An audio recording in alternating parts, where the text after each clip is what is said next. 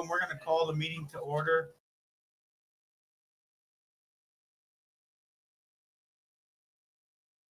Today is Wednesday, January 8th. It is 9:01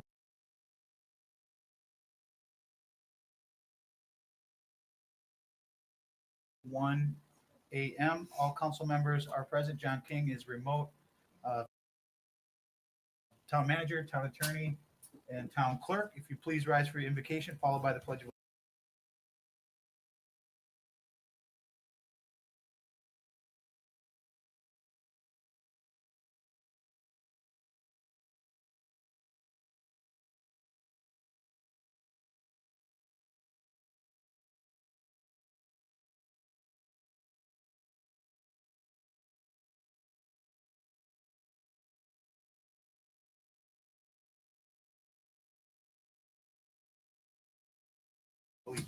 Through it, the better we'll all be. Before we get started, we need to take a motion, or is there a motion to approve John King to be in the meeting via remote access? So moved. Second. A motion by Counselor Woodson, second by Counselor Safford. Any further discussion? All those in favor signify by saying aye. Aye. Opposed? Hearing none, that motion carries unanimously. Next is the approval of the final agenda. Is there a motion to approve the final agenda or any adjustments to the final agenda? Counselor King? Oh, oh, hold on. Just asking if you had any changes to it. If you had any, I do not. okay. Looks like Judith has got something.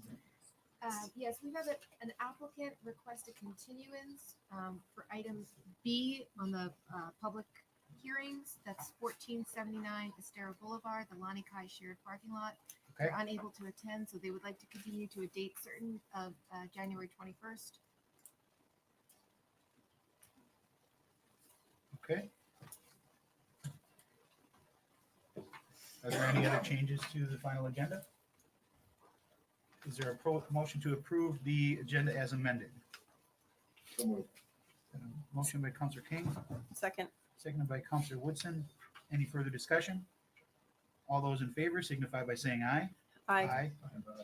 Opposed? Hearing none, that motion carries unanimously. Next is public comment. Just want to remind everyone, if you are coming up to speak for public comment, please try to be respectful. And if you can address all the council members, please do not make any personal attacks. We're all adults here. We're all going through a lot of stressful situations in our lives. So please be respectful. Madam Clerk? I have Robin Capella up first, followed by Sam Lurie.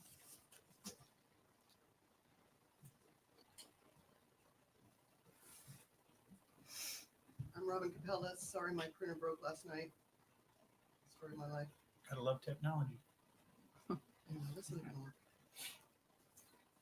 I live on Bay Beach Lane. I'm a full-time resident. I'm just here to address a few issues that are really bothering me. I've asked and asked and asked again what the town council's vision is for the future of FMB. I've had a couple of answers. 3 of you have not answered me. I don't want words like we want everybody to get along and we want snowbirds and all that. I want real answers, measurable answers. You know, you want 6,000 residents, 60 restaurants, 3 strip malls, 1,000 hotel rooms, 15,000 snowbirds. I want answers like that. 10 new condo buildings, no taller than 17 stories, because we know apparently 17 stories is okay. Tell me what your vision is, because I know people out here have all told you what their vision is, and I think it's only decent that you tell them what your vision is. So I'm asking to give us the decency to tell us what your vision is, or just tell us you're just willy-nillying it around, because I'm asking. Second, please explain why you're good with giving multimillionaires, billionaires, pretty much whatever they ask, but people that just want to get back their couple of weeks on paradise, why they can't get it. I don't get it. I just want you to explain that to me. They had paradise on FMB for a couple weeks a year or whatever they had in EIBC, and you're not willing to give them that back.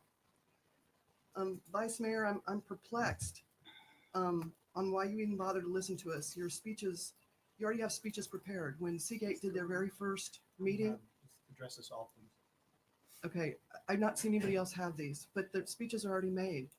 I've seen where people are set up to be told, oh, what's your ROI? Well, ROI is a number anybody can, there's an old saying that if you ask an engineer what 1 + 1 is, he'll say 2.0. If you ask a mathematician, he'll say 1.99. If you ask an accountant, he'll say, what do you want it to be? At least that's a good accountant joke, and I am an accountant. I can make your ROA be anything that you want it to be. Besides the fact, why do we care? It's not up to the town council to care what the developers are making. So why are we doing that? Why is it your concern? It's disheartening to the residents of FMB to spend the time, the money, take off time from work to do this, to stand up here when you've already made up your mind. And it's already in your letters. It's written down. The silent majority concept is a joke. It's either the greatest political sleight of hand I've ever heard of, or it's bonkers and nobody's listened to it. If you've ever read about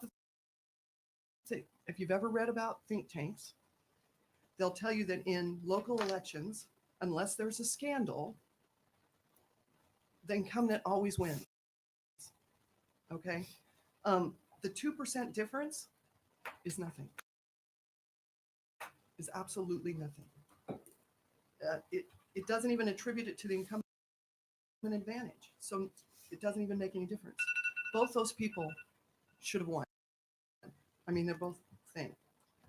Finally, I want to ask, what really bad thing happens if we develop very slowly and with thoughtfulness? Don't tell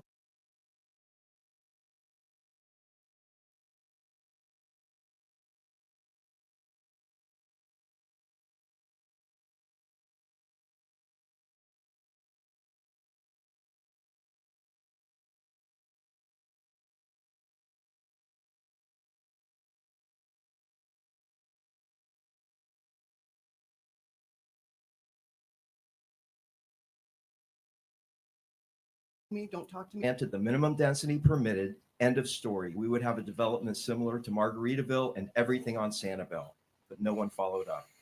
No one followed up when Seagate's Tina Ekblad equated a 200-foot view corridor that has absolutely no view from the road with a vertical increase of 200 feet in building height. No one contested it. Using that equation for Wyndham's 460 feet of frontage, they can build a 165-foot wide building with a 300-foot view corridor at a height of 345 feet or 30 stories. They will take that to court with Seagate as precedent, and they will win. Property owners of Myerside, Seagate, Neptune, and Outrigger knew their property rights to build when they purchased the properties. It's not council's job to social engineer the island. It's their job to enforce the existing LDC and comp plan. Council members took an oath to uphold the laws and regulations. That implies the LDC and comp plan. If you don't like it, there's a procedure. It's a lengthy process that includes public input, not a pick and choose random granting to individual developers. I was an active real estate developer, active real estate broker. When the original comp plan was written, no one on council was here, but it is the current rule. It's lengthy and well vetted. It's a living document. It can be changed. Consistent rules and applications make for a consistent market. Doubt creates a volatile market. Council's decisions are so scattered and erratic, there is no consistency that will always generate a volatile and unhealthy market. There's an easy fix. You can do it today, but it takes some intestinal fortitude on the part of council. There have been no approvals by Lee County, no shovels in the ground. Make a motion. Revoke these non-conforming plans in Seagate and stick to the comp plan. Have developers resubmit plans that comply. If you don't like the comp plan, initiate the process to change it. The current breaches of the comp plan will create decades of lawsuits long after you leave office. Don't make that your legacy. Stop this nonsense of picking winners and losers and phantom public benefit and get back to your responsibilities in the business of the town. You can get back on track today, and no one can sue the town for enforcing our existing LDC and comp plan. This is a matter of ethics and upholding the oath of office. Thank you. Any time left? You haven't heard the buzzer yet. Couple.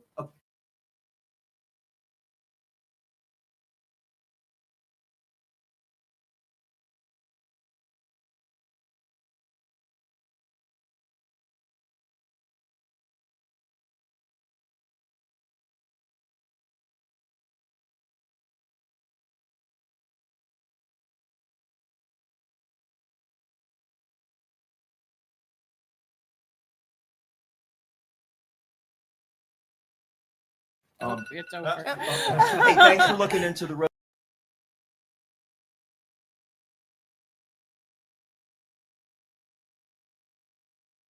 situation for the exit. And I just want to tell you, in case I missed it at the end, I'm here today to ask you to reconsider your vote on Seagate Red Covenant. Reconsider it, discuss it again, and come up with, make the developer come back with a better plan. He's capable of it. You're capable of arranging that, have that done. Back to the comprehensive plan. This is the original plan right here. Original town council, original LPA, Mayor Anita Saracita, Vice Mayor Ray Murphy, Councilman Dan Hughes, Mulholland, Fitzsimons, on and on and on. The original LPA, Betty Davis, Simpson, Roxy Smith, Mulholland, Campbell, Lehman, Dan Hughes, on and on and on. What they really should have done is added one more line down here at the bottom, which said, and the good people of the town of Fort Myers Beach. That's really what they should have done here, because that's who was involved in putting this plan together. And I'll tell you how that happened. It didn't fall out down from the sky. It wasn't introduced to us by divine intervention, at least not that I know of. It was put together by the people listed here on these pages, listed here out in these seats, some that are not still with us, most of them still are. When the planners, when we hired the planners for this, we had sessions down at Bay Oaks. They were called charrettes. What they did was the planners came in and they facilitated these gatherings of the whole town. The whole town was invited. All the townspeople came. They had 20 to 30 easels, maybe 40 easels set up in Bay Oaks. When you walked in, they gave you a bunch of Sharpies and crayons and said, have at it. The assignment that day was to go up to the easels and write down what you thought the town of Fort Myers Beach should look like. No constraints on money or any other constraints involved at all. Just your ideas. And everybody went at it. They went at it for hours. And those were all accumulated. All those pages from the easels were taken down and they were assembled. And the planners took them back, worked on them, came up with plans. The plan started like this and it ended up like this. And this is what it is today, right here. And it's not just a plan, it's the law. It's ordained on Fort Myers Beach. This is the law of Fort Myers Beach. Okay? So I ask you again to reconsider your vote on this item and do what is right. Do what is right. Follow the plan. Follow this plan. It's a good plan. And you'll find out in here when you're reading it all the good portions of it and what that site, what the potential of that site is, the true potential of that site is. Thanks, Ray. So I ask you again, okay, thank you, Mr. Mayor.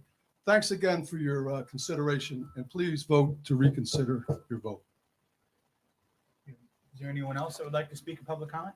Yeah, come on up, Jesse.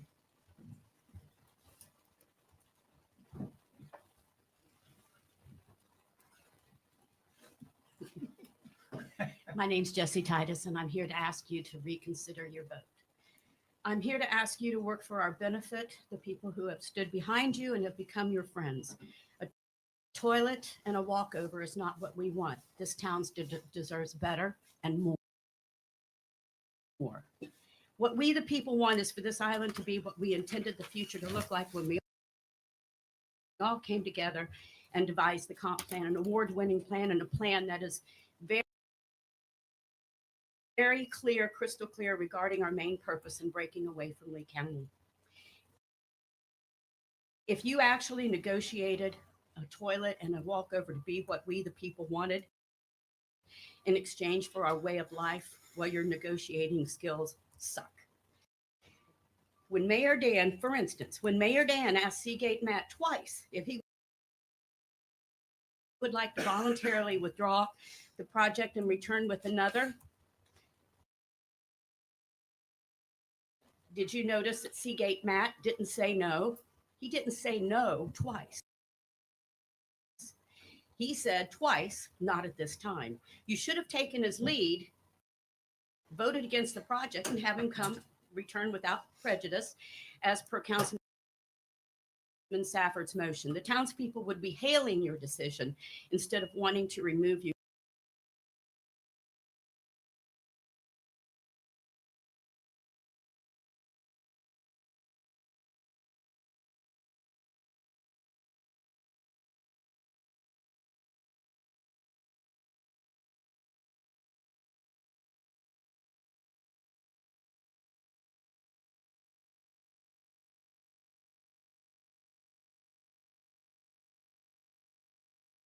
From office, that we are not forgetful.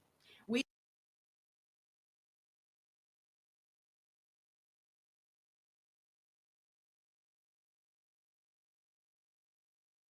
will not forget how you had the opportunity to save what's precious to us and did not. We will not forget, and we will not forgive you for doing this to us. This is not a threat. It's just the way it is. You will be a council member to a town of people who will no longer even want to say hello to you. You will go down in our town's history as betraying us.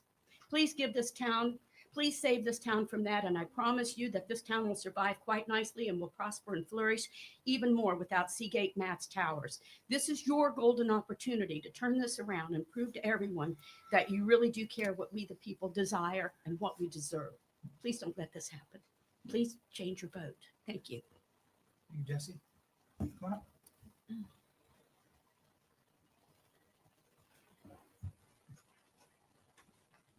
Good morning, Council. My name is Lori Webster, and I am a very sad resident of Denora Boulevard. I'm here speaking again because it's important.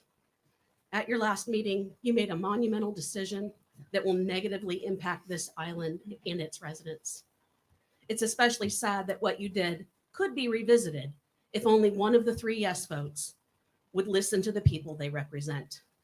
Instead, anyone who sent an email asking for that action was met with a form reply.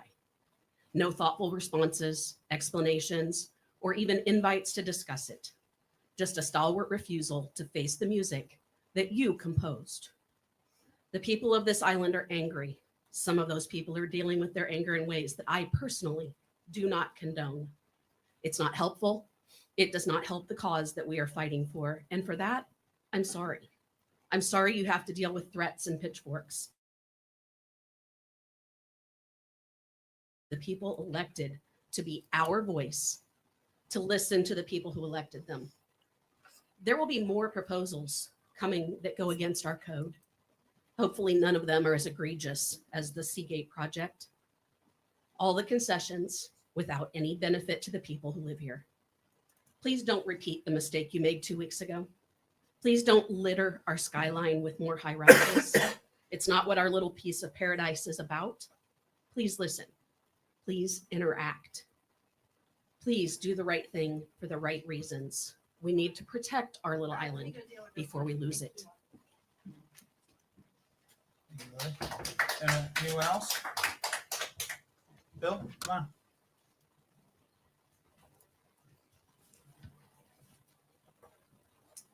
Council, Mayor, Bill Veach for the record. I was looking at the town charter the other day, and it says explicitly that the council are elected officials who are accountable to the citizens. Doesn't mention anything about being accountable to the bottom line of developers. That, as they would say in HR circles, is not in your job description. This whole process, I think, had a lot of problems from the beginning. Number one is, and I understand part of the Sunshine Law, There was a lot of negotiations that was going on behind the scenes with the developers, between councilmen and between staff. That was not part of the public eye.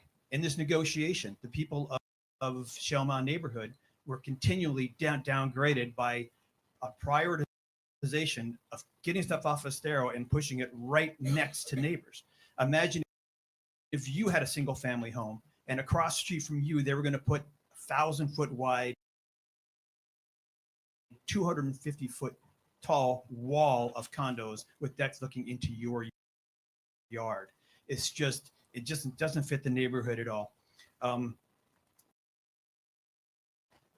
The other thing is some of the testimony relied upon. There was a lot of talk about people relying on testimony from the former owner of the Pink Shell.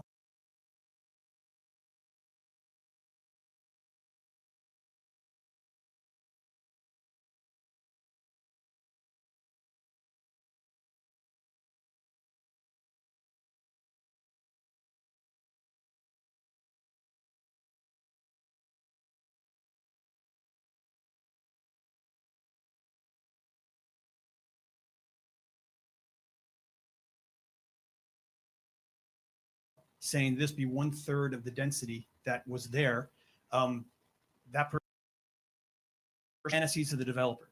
This, if they put, let's say just for simple math, 150 units at $1,000 a square foot and they're 4,000 square feet, that's $600 million that they're looking to gain. If those can be built at $500 a square foot, which is for rough numbers, you're talking about, even after land, hundreds of millions of dollars of profit. And you get a bathroom and a walkover. I mean, and you're taking a neighborhood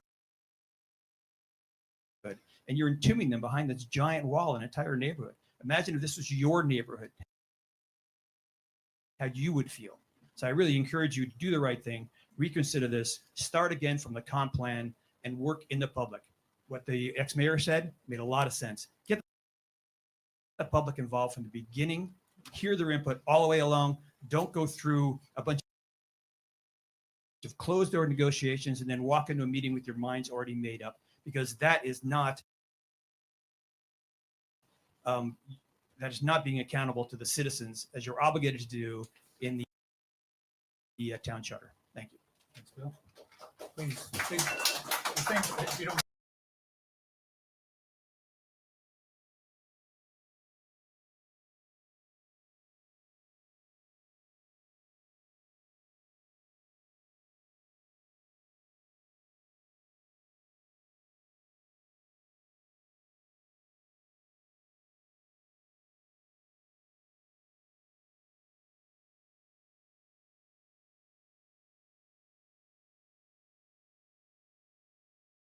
Mind just, it's disrupted. Who else would like to speak? Anyone? Constituents who have given me some positive feedback. Whether you want to believe it or not, I do listen to all sides before I make my decisions. And I also want to thank all of the people who have been so kind and helpful with my husband being home and not able to walk, not recovering well. There has been a lot of people that have brought food, they've brought prayers, they've brought a lot of things, and I really, really appreciate that. There was a lot of conversation about my phones. This is my council phone. This is my personal phone. On my personal phone, I have the entire outline and page numbers of what we go through today so that I can reference it quickly.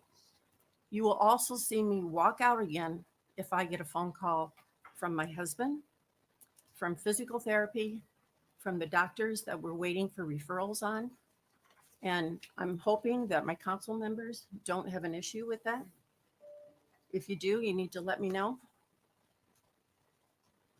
I hear none, so we can move on. Thank you. Councilor Sacker? For the essence of time, I have nothing. I hope Mark has a speedy recovery. It's not really speedy right now. And for the sake of time, I will also forego my achievements this time. Next is advisory committee items, reports, and appointments. We have Barbara Hill from CellCab. Sorry, Dave, she was closer.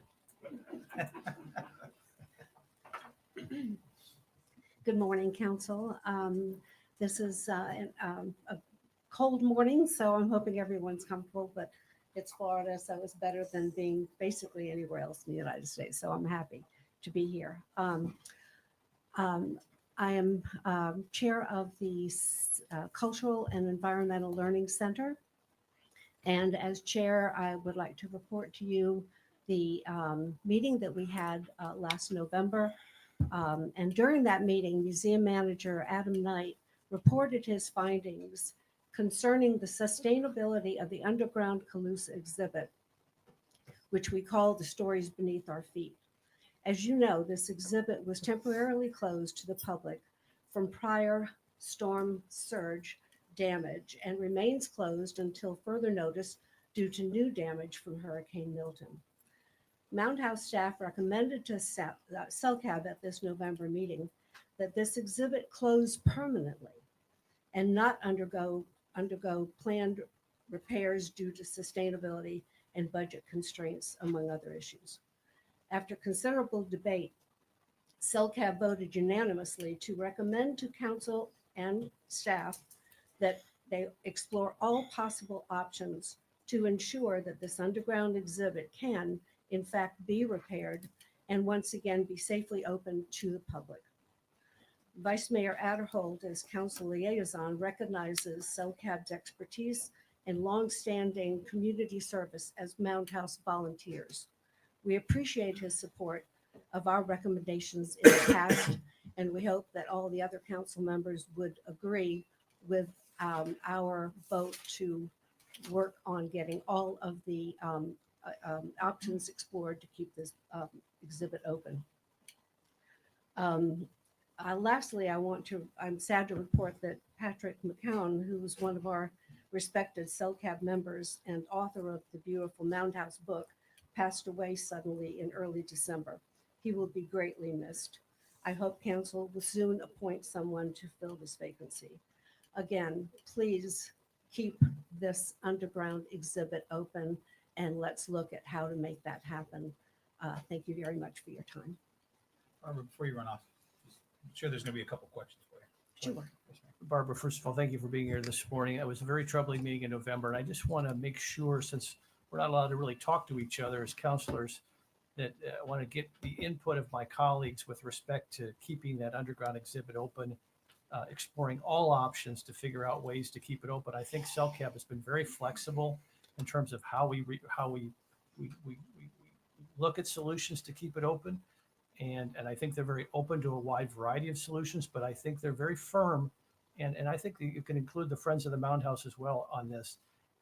They feel very strongly about, in some fashion, keeping that underground exhibit open. We've got a lot of smart people, engineers and contractors that have had a lot of experience dealing with hurricanes and flooding. And it appears as if those solutions haven't been fully explored.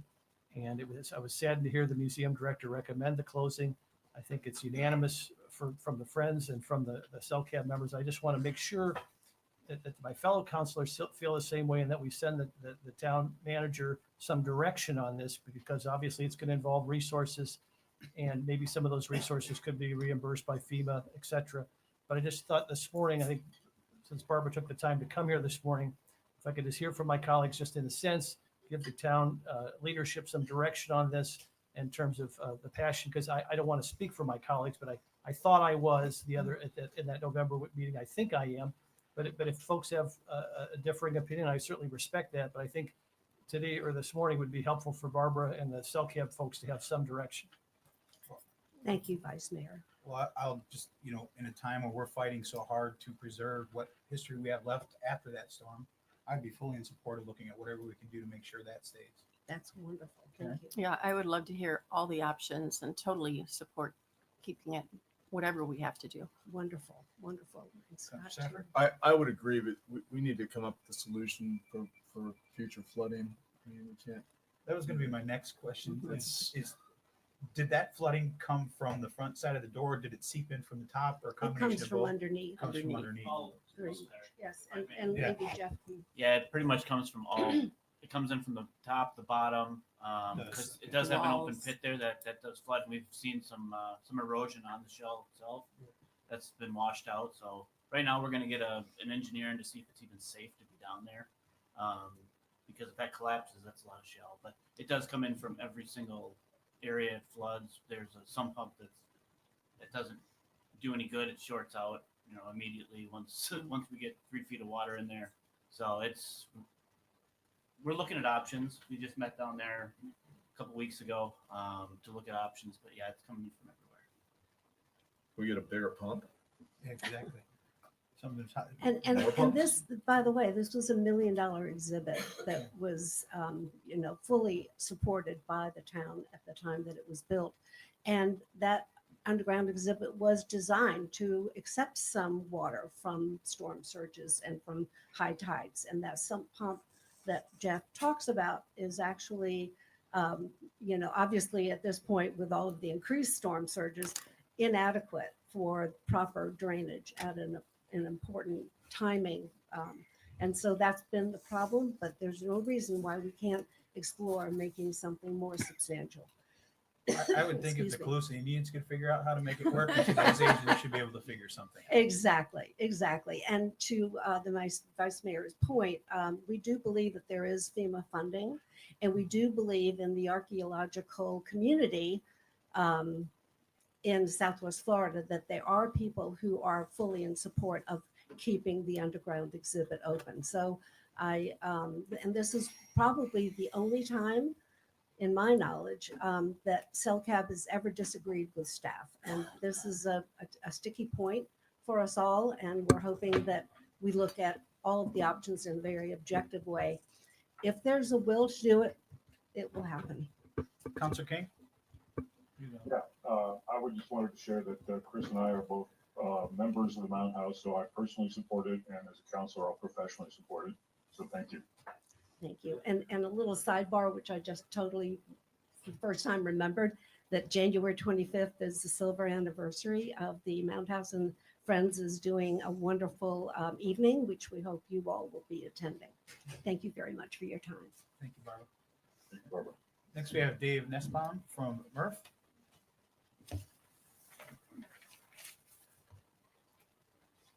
For the record, Dave Nussbaum, Murph Advisory Committee. Good morning, Mr. Mayor, Vice Mayor, councilors, and staff.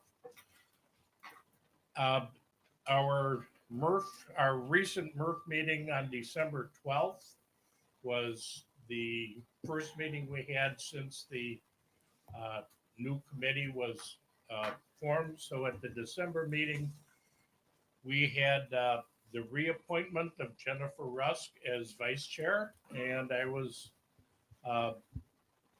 appointed chairman as the committee, which is why I'm here today.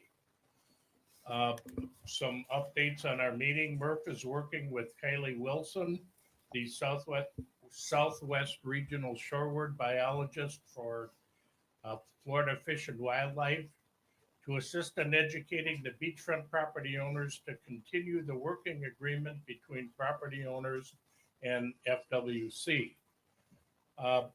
Cooperation was the key in the successful hatching of this last season of 4 endangered bird species: the oyster catchers, black skimmers, least terns, and snowy plovers. A little bit of fact for you, if you weren't aware of it, counselors, the 4 rare birds. Fort Myers Beach is the only habitat for all 4 breeds nest and spend their vacation time throughout the entire state of Florida. So also we were significant in improving the snowy plover population by percentage points, not points of points, but full percentage points. There's only 102 breeding snowy plover pairs in the state of Florida, and we added, I believe, 6 fledglings to that total. In April, Dr. Daly and Dr. Savarese presented Murph with some resilience solutions for storm surge on hurricanes. They offer to provide free computer simulations as to the benefit of berms and seawalls.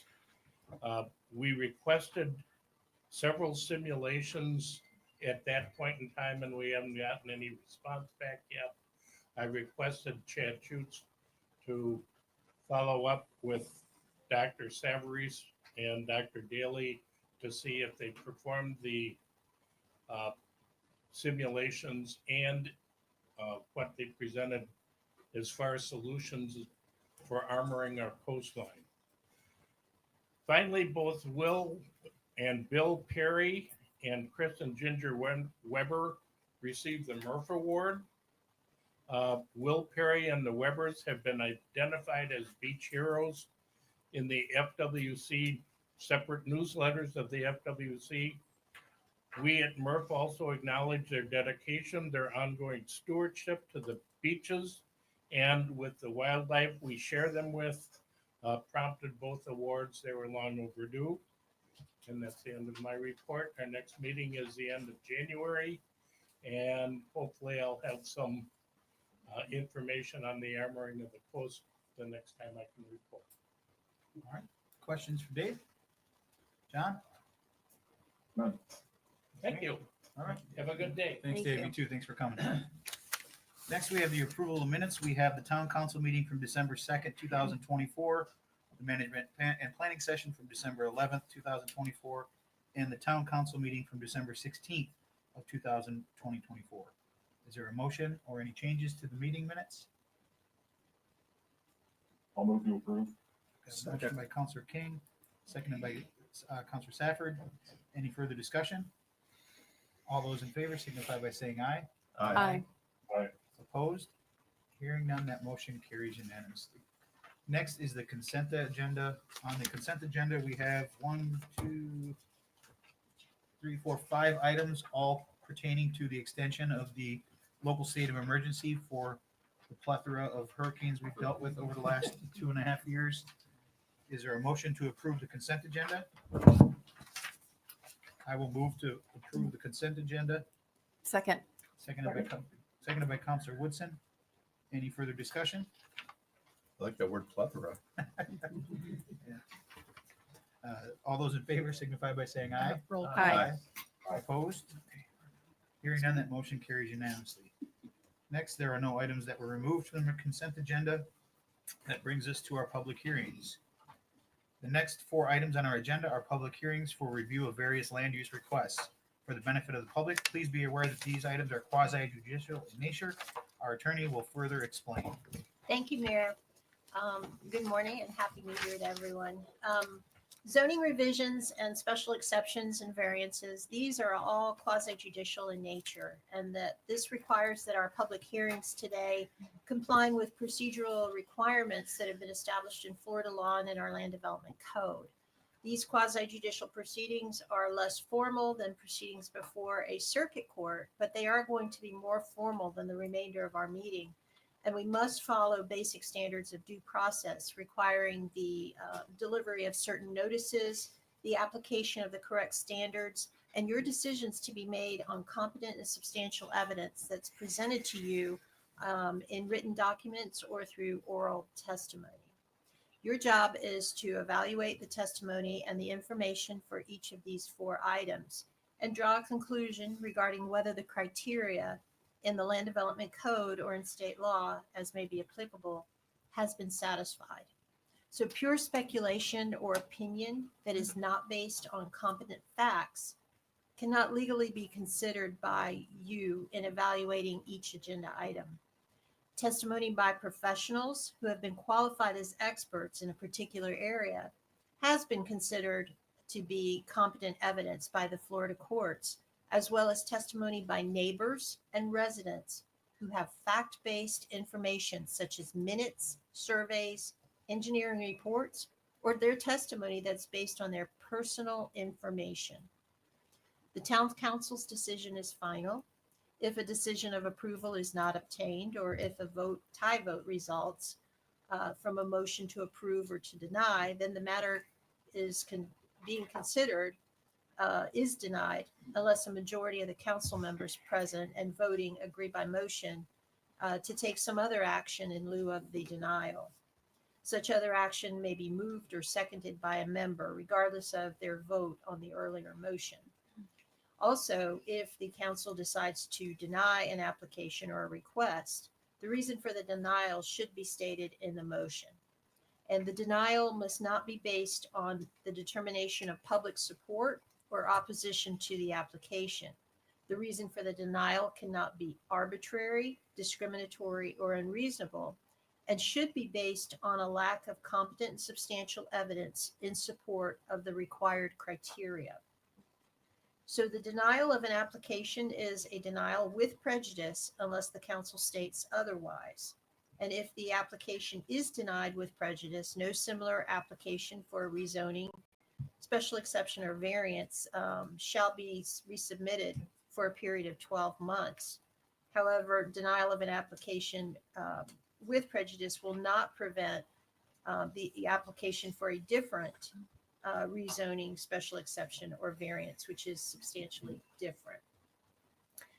If the town council's denial is without prejudice, then the applicant can make modifications to the original application and submit the modified application to the town council for reconsideration, not having to wait the 12 months.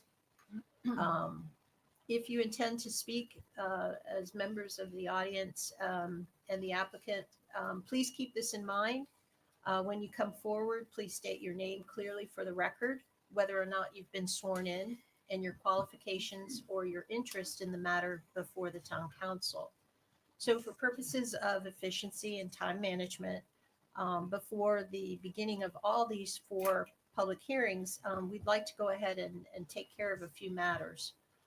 First of all, I need to ask the town clerk, have all these agenda items been properly properly noticed pursuant to our land development code? Yes, they have been. Okay. And at this time, I want to assure that we have a quorum present to take action on these items. So if any town council member has a conflict of interest that may prohibit them from voting, please disclose this at this time. John? None. Vice Mayor? None. Counselor Woodson? None. Counselor Safford? None. I have a conflict with the first item, item A. I have a business arrangement with the Pink Shell Resort. I will file my Form 8 with the town clerk. Okay, thank you, Mayor. And also at this time, if there's anyone present in the audience, including the applicant, the owner, staff, who intends to provide testimony in any of these 4 quasi-judicial hearings, if you would please stand, raise your right hand, and be sworn in by the town clerk.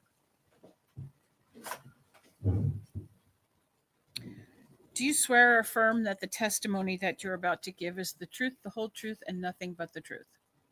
Okay, all parties have been sworn. Okay, Mayor. This first quasi-judicial item is the first reading and public hearing on proposed ordinance entitled An Ordinance of the Town of Fort Myers Beach, Florida, approving with conditions or denying the commercial plan development CPD zoning for 6.02 acres of the property located at 275/322 Estero Boulevard, 200 Estero Boulevard, 192 Estero Boulevard, common element only, 142 Estero Boulevard, 171-192 or 91 Estero Boulevard, 251 to 281 Estero Boulevard, and 309 Estero Boulevard. Generally identified as strap numbers 24-46-23-WI -0070D.028 Alpha A, 24-46-23-WI -00700.0340, 24-46-23-WI -00700.0290, 24-46-23-W1-00700.0330, 24-46-23-WI-00700.0320, 24-46-23-WI-03700.00 CE, and 24-46-23-WI-04100.00 CE in Fort Myers Beach to allow expansion of the existing Pink Shell Beach Resort to include a new 40-unit resort hotel, 2 additional hotel units in the White Sands building, and 2 standalone guest structures, providing for clarifications as necessary, providing for conflicts of law, Scrivener's errors, and severability, and providing for an effective date. If any town council member has had any ex parte communication to disclose, please let us know the subject discussed and the identity of the person, group, or entity with whom the communication took place, any correspondence that you received, or observations made of the site. Counselor Safford? Gosh, probably 2 months ago, I had a Zoom call with Fred, who's representing the client. And, it was before the LPA meeting. None since then. Counselor Wilson? I have not had any communication with the Pink Shell, but I have had received emails both pro and con. Vice Mayor? I am, it seemed for me, but as Counselor Safford, about 2 months ago, I had a Zoom call with the applicants and have had numerous emails, both pro and con, mostly con. Counselor King? I would say I would ditto Councilor Safford and Vice Mayor Adderholt, a Zoom meeting and correspondence pro and con, mostly con.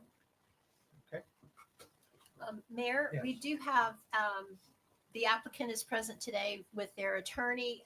At this point, perhaps we could just ask if there's any additional questions the attorney would like to ask regarding the disclosures. She's shaking her head no. Thank you. Okay. All right.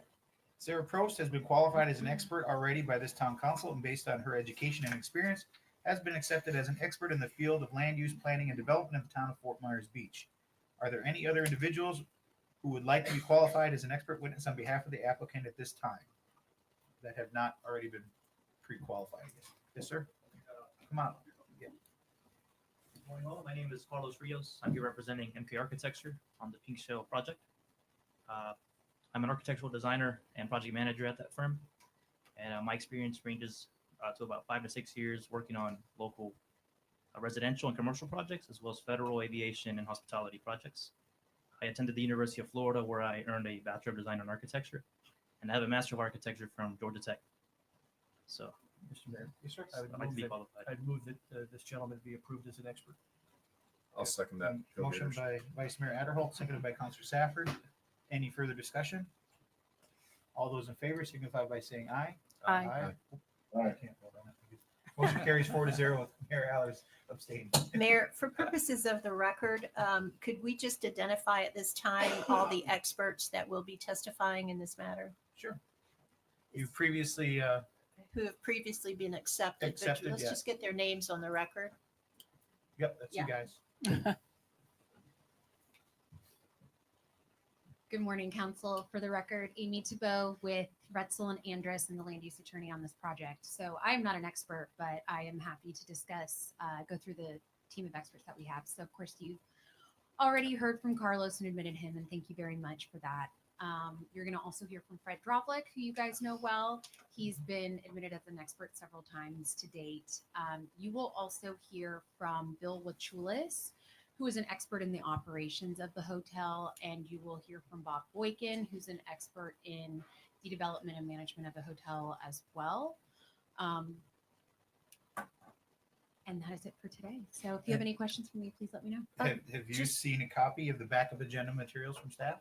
I certainly have. Thank you. And just to confirm, all the individuals, with the exception of our first speaker, have already been declared to be experts by council, correct? Yes. Okay, thank you. Thank you. Thank you. Go ahead, Sarah. Good morning, Sarah Probst with Community Development. JBO LLC, owners of the Pink Shell Resort, is proposing a CPD to include existing property and structures with new properties that have been purchased by the ownership and proposing new structures and amendments to the existing structures. The applicant proposes a 40-unit resort hotel on the bay side of Estero on the parcels closest to Bowditch Point Park. It is proposed to be a 6-story building and 60 feet over base flood elevation. The proposed CPD amendment also includes 2 proposed single unit guest structures and 2 additional hotel rooms in White Sands Hotel. There are 7 deviations associated with this request. I will go through those briefly. There's a request to deviate from LDC 10-416D2, Table 10-8, which requires a Type C buffer with a wall when proposing a commercial parking lot next to a multifamily residential property. And this is to allow a Type C buffer with no wall to allow visibility to the redesigned public boardwalk, which will be on the marina property.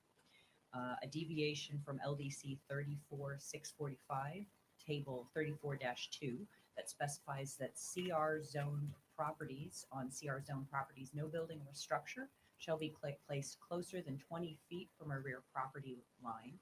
This is to allow a 15-foot rear setback at the location of the proposed single guest unit in the CPD area number 2, which is in your staff report, which is the location where there was previously a single cottage and a duplex.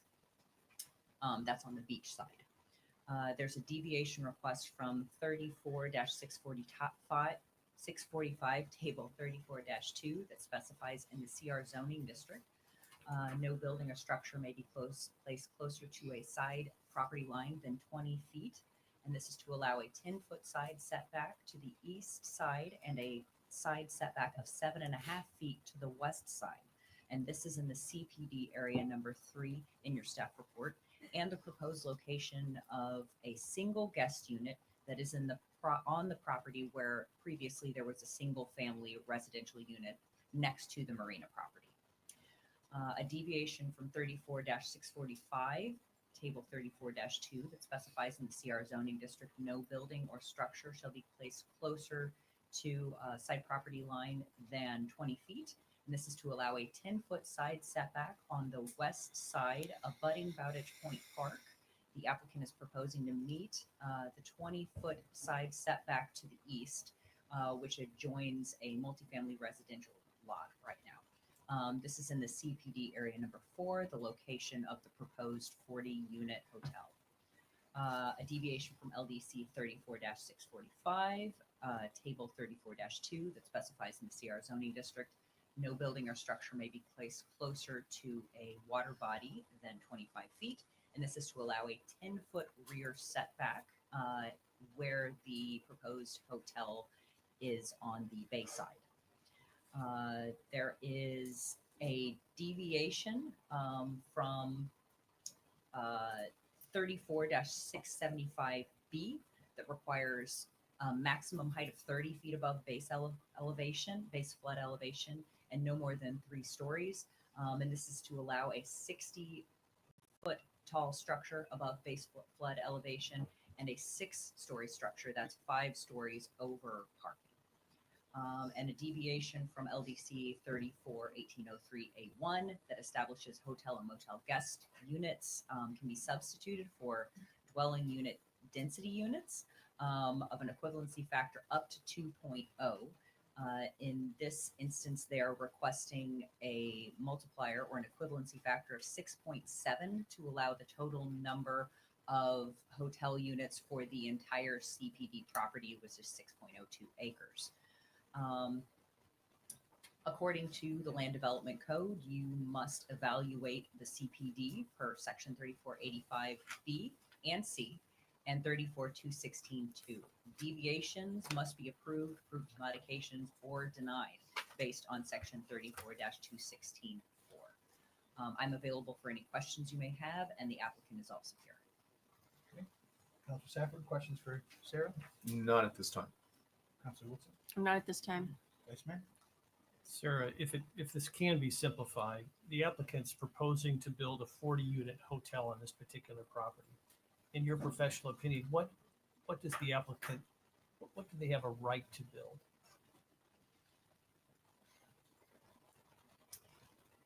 So there's a lot of history. If we go all the way back to 1995, there were a total of 59 units allowed on that whole section of Bayside property. In the year 2000, 47 of those units that were on the marina, what is now the marina property, were moved over to the beachside property. And that was done with conditions stating that and within 90 days of the adoption of that ordinance, or at that time it was a resolution, there would be a covenant and restriction placed on the property. In that condition, they stated that it should remove development rights from the 3.2 acre site. That was the entire section. The confusion here is that in the meeting minutes, there was only conversation about the marina portion of the property and removal of 47 units, whereas the entire thing had the right to 59 units at a later date. So that multifamily dwelling had 12 units remaining. So they didn't actually remove all of the development rights from the whole property, and they didn't, they couldn't have removed rights for development or a view on the property with the multifamily. So it's a little unclear specifically what they were asking for. The covenant was adopted, or not adopted, sorry, it was recorded. Yes. You keep saying they. Could you specify who they is? Is that the town council at the time? So the resolution would have been the town council at the time, so all adoption that was associated with that. And then the declaration and restrictions, the deeds, covenants, and restrictions that were placed on that property were recorded by the applicant. So the town didn't have, as far as I can tell, any involvement in that portion of the process.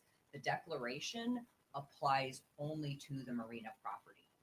So there's no way to know if that was the intent by town council at that time, or if that adoption occurred without the input from town council and a review. So then following that trail a little bit further, 2 months after the declaration was recorded, there was a change, an amendment to the original resolution, which was 0007. So this amendment was called 0007A. 0007A was essentially took out the boutique hotel property from that original amendment. So in the adoption of 0007A, they removed, town council, because it was adopted, removed those two properties, the boutique hotel properties, which is, it's the,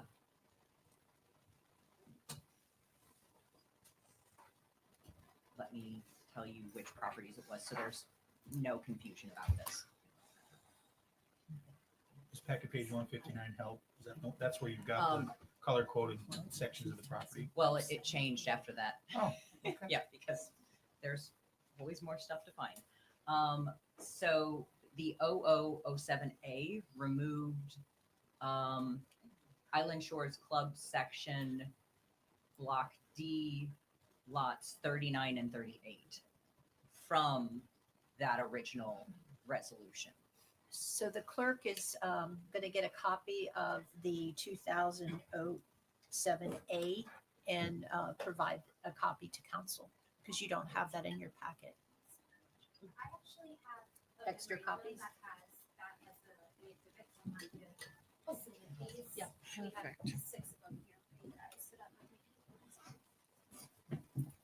So, and I do apologize. All of these things are continually, we're just finding new things. I've looked back through the agenda files to find, to determine if what was submitted with that 0007A amendment. We don't have agendas back that far. We have them back to 2004, not back to 2000. So we don't know exactly what was presented at that time, and the meeting minutes are very scant. So it's not clear whether what council knew about what they were adopting at that time. So However it was adopted. I do have a question in what you're saying and with what you just saw.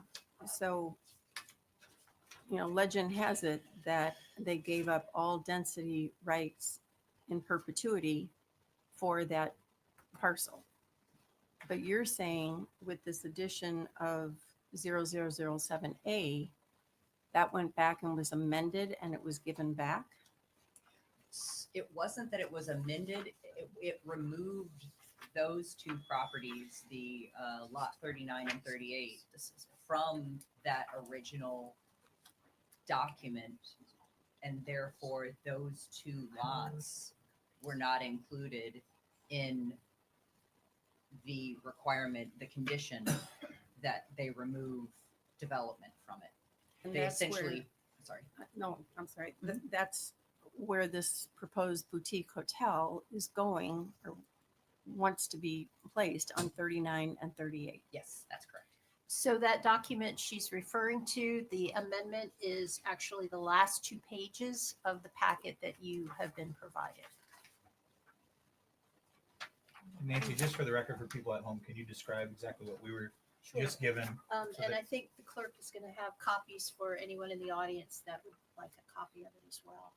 So this is a resolution of the Town Council, the Town of Fort Myers Beach, Resolution 00-07A, amending Resolution 00-07.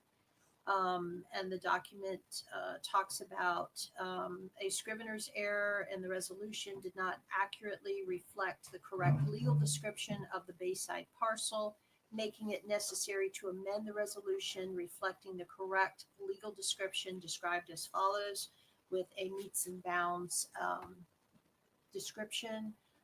Whereas the plan correctly depicts the above described property, there's a strap number. The mailed notices to the property owners were accurate, and therefore it was a unanimous vote by the then town council in the year 2000, June 29th, to adopt this resolution amending the legal description.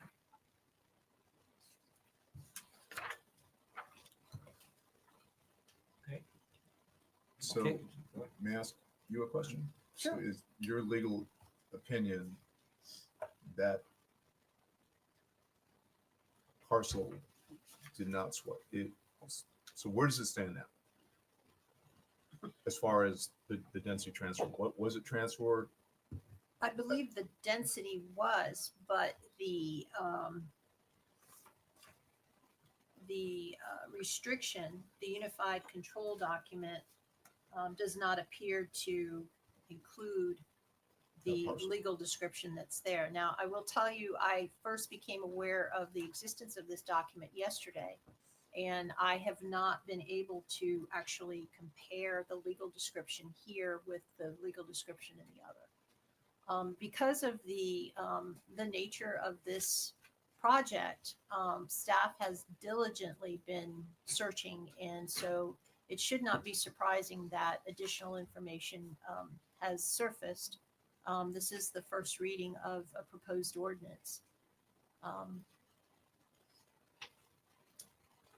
I did do an evaluation of the legal descriptions, and it does appear that several parcels were removed, but the only 2 parcels of concern here are the 2 that are on the Bayside. I'm going to just continue on, Sarah, and I appreciate that history, very helpful.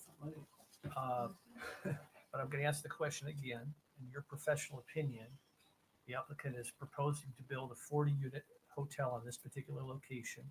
In your professional opinion, given what you know now, what do you believe they have the ability to build by right? They don't have the ability to build this by right. It would have to be only through a CPD due to the height and to the requirement for equivalency factors being higher. I think that it's important to note that we don't consider hotel units to be density. We consider them to be equivalency factors, and that's where that deviation occurs. So they're not asking for more density. They're asking to maintain the number of density units that exist, but they're asking for an additional multiplier. So by right is something totally different than what they can ask for it through a CPD. I think that they can ask for this through a CPD, although it wouldn't be allowed without the approval of several deviations. I think that the deviations having to do with setbacks, those aren't necessary in order to build a hotel. However, they would have to have the height deviations, the equivalency factors, and they're the experts on how that hotel has to be positioned on that site, how large it needs to be. Let me rephrase that. With respect to the hotel units, if they were not utilizing the CPD process, in your professional opinion, how many units could they build on that location?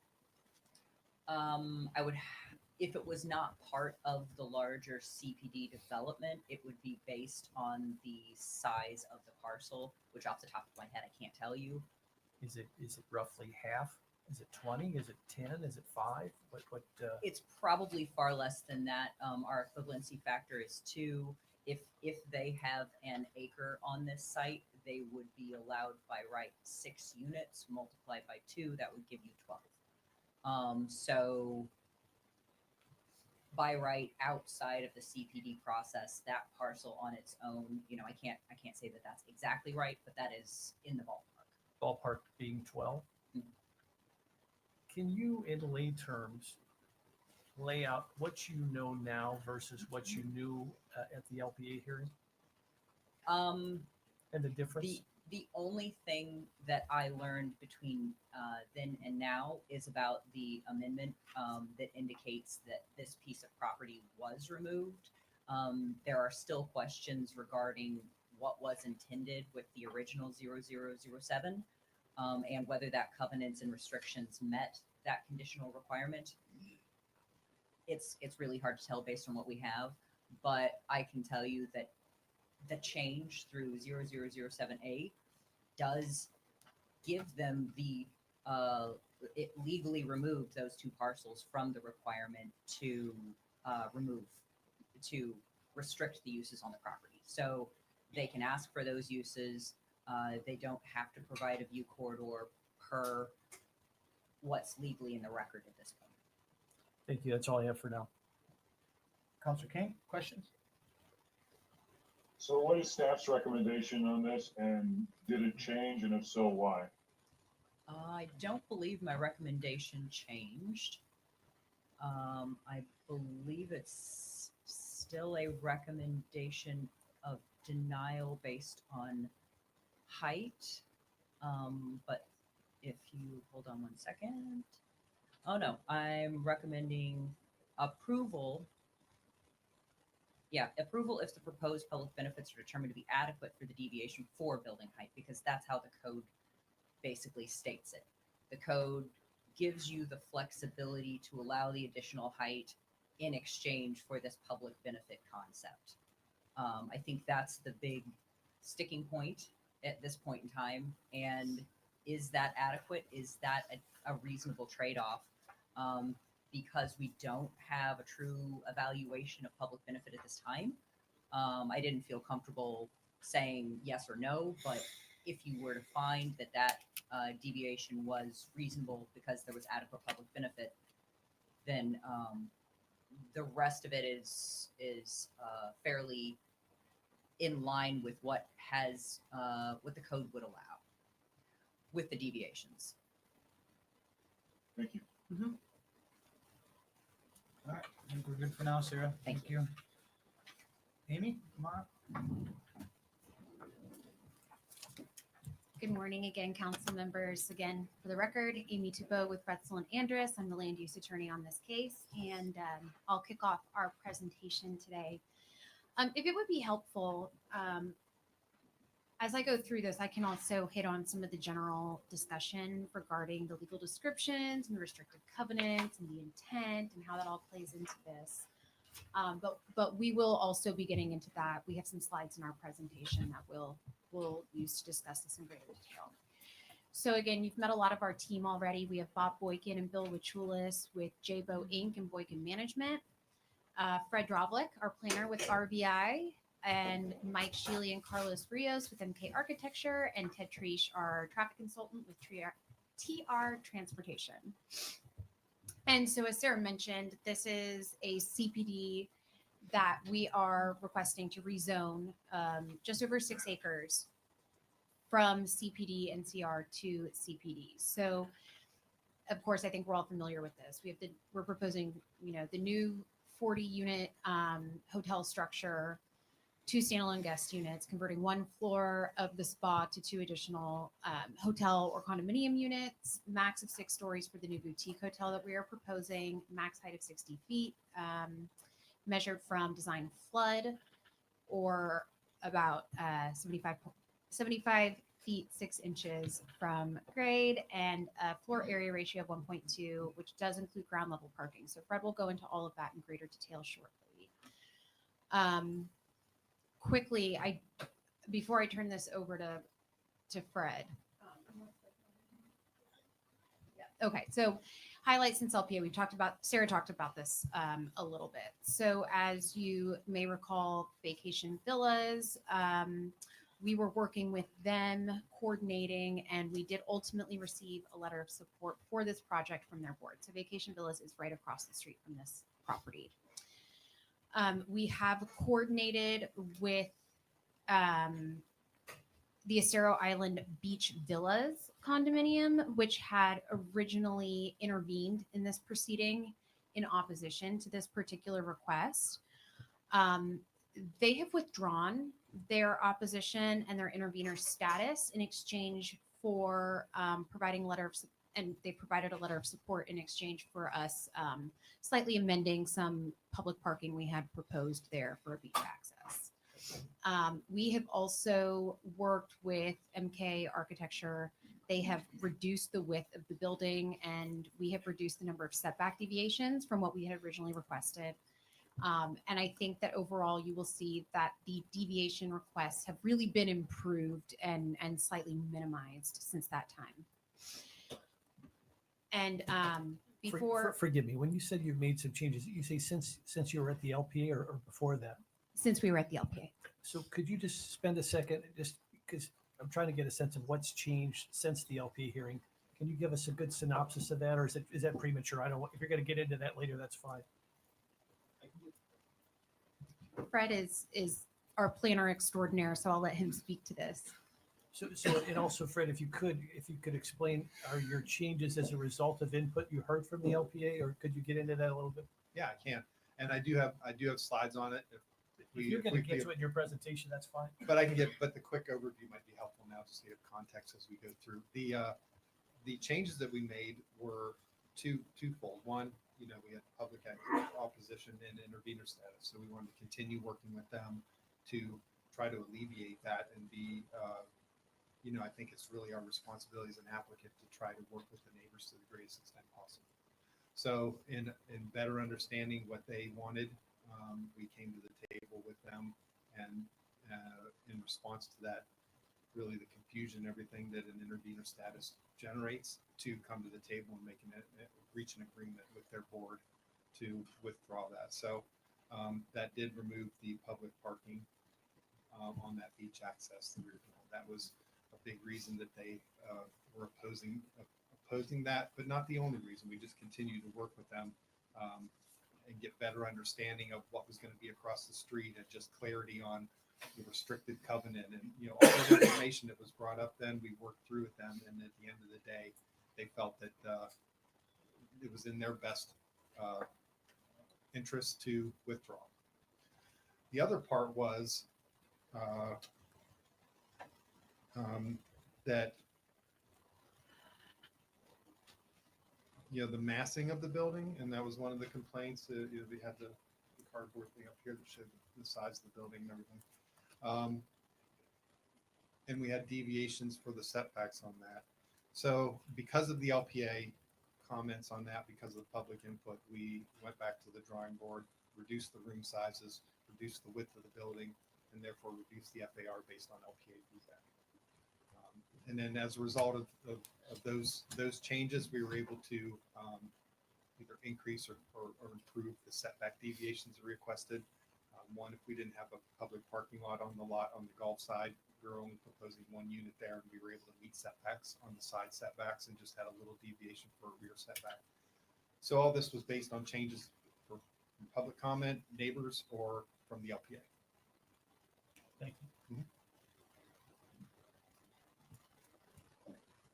And again, I just want to quickly hit on what Nancy and Sarah discussed earlier with regard to the restrictive covenants and condition 4 in resolution 00-07. And, you know, what does this restrictive covenant actually do? What was it intended to do? So as we'll discuss in a little bit greater detail, Florida law is clear that when we're looking at deed restrictions, we look at them, they're a contract affecting real property. You're essentially contracting away some of your property rights to benefit other people, typically.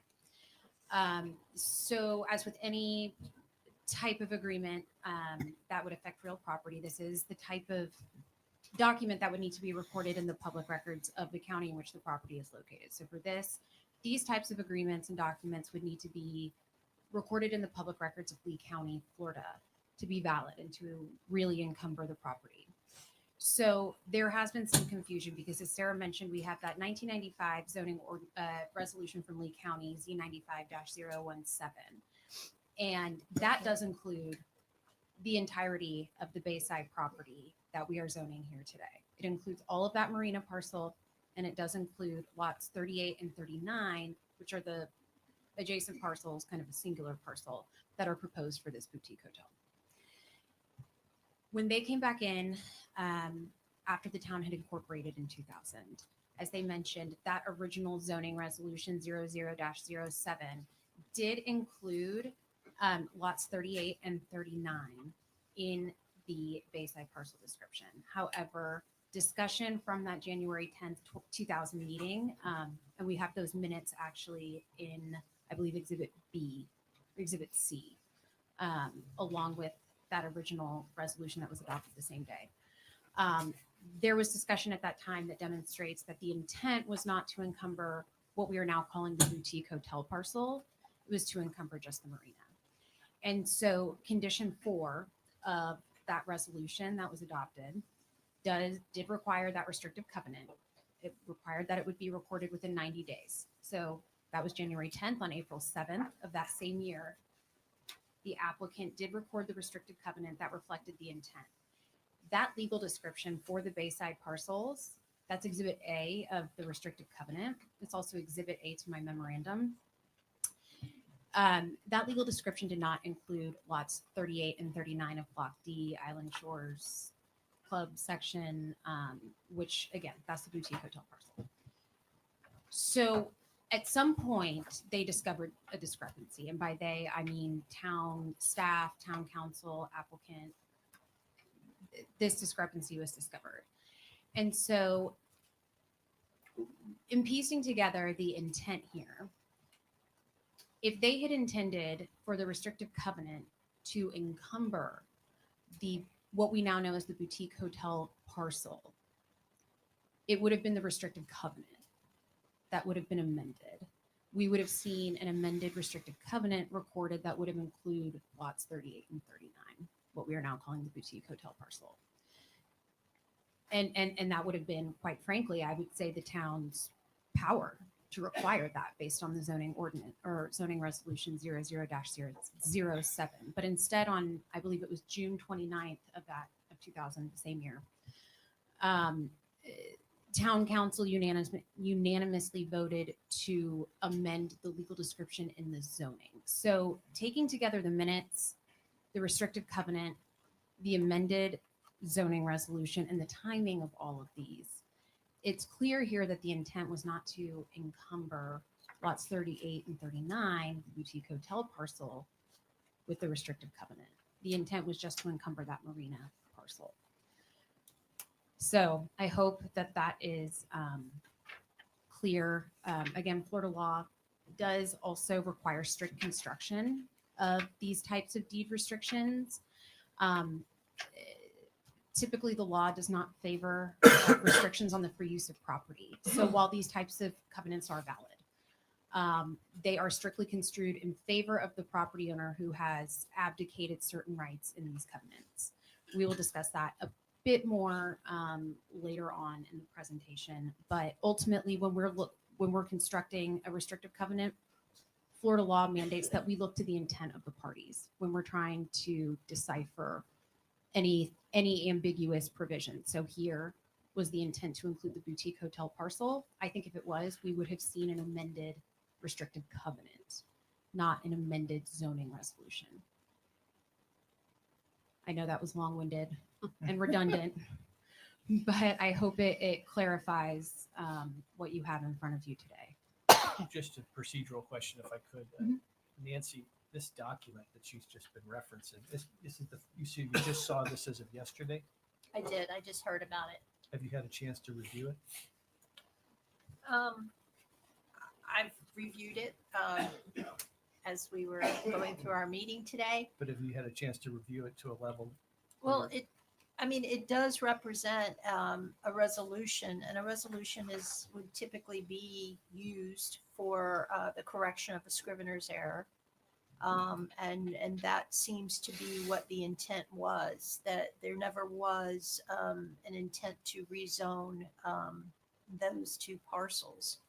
I guess the debate would be whether or not removing a parcel is actually a scrivener's error. But other than that, I mean, the words are what the words are. It does say scrivener's error, which would go to the intent of the fact that that's what was originally intended.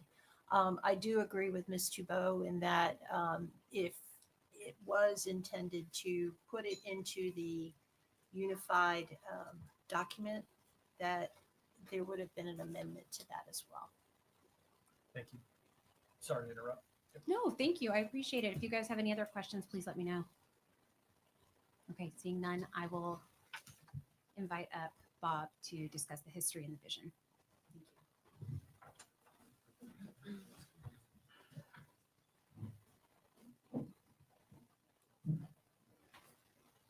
Good morning. Morning. Mr. Mayor, Vice Mayor, Council, and staff. Wasn't that fun?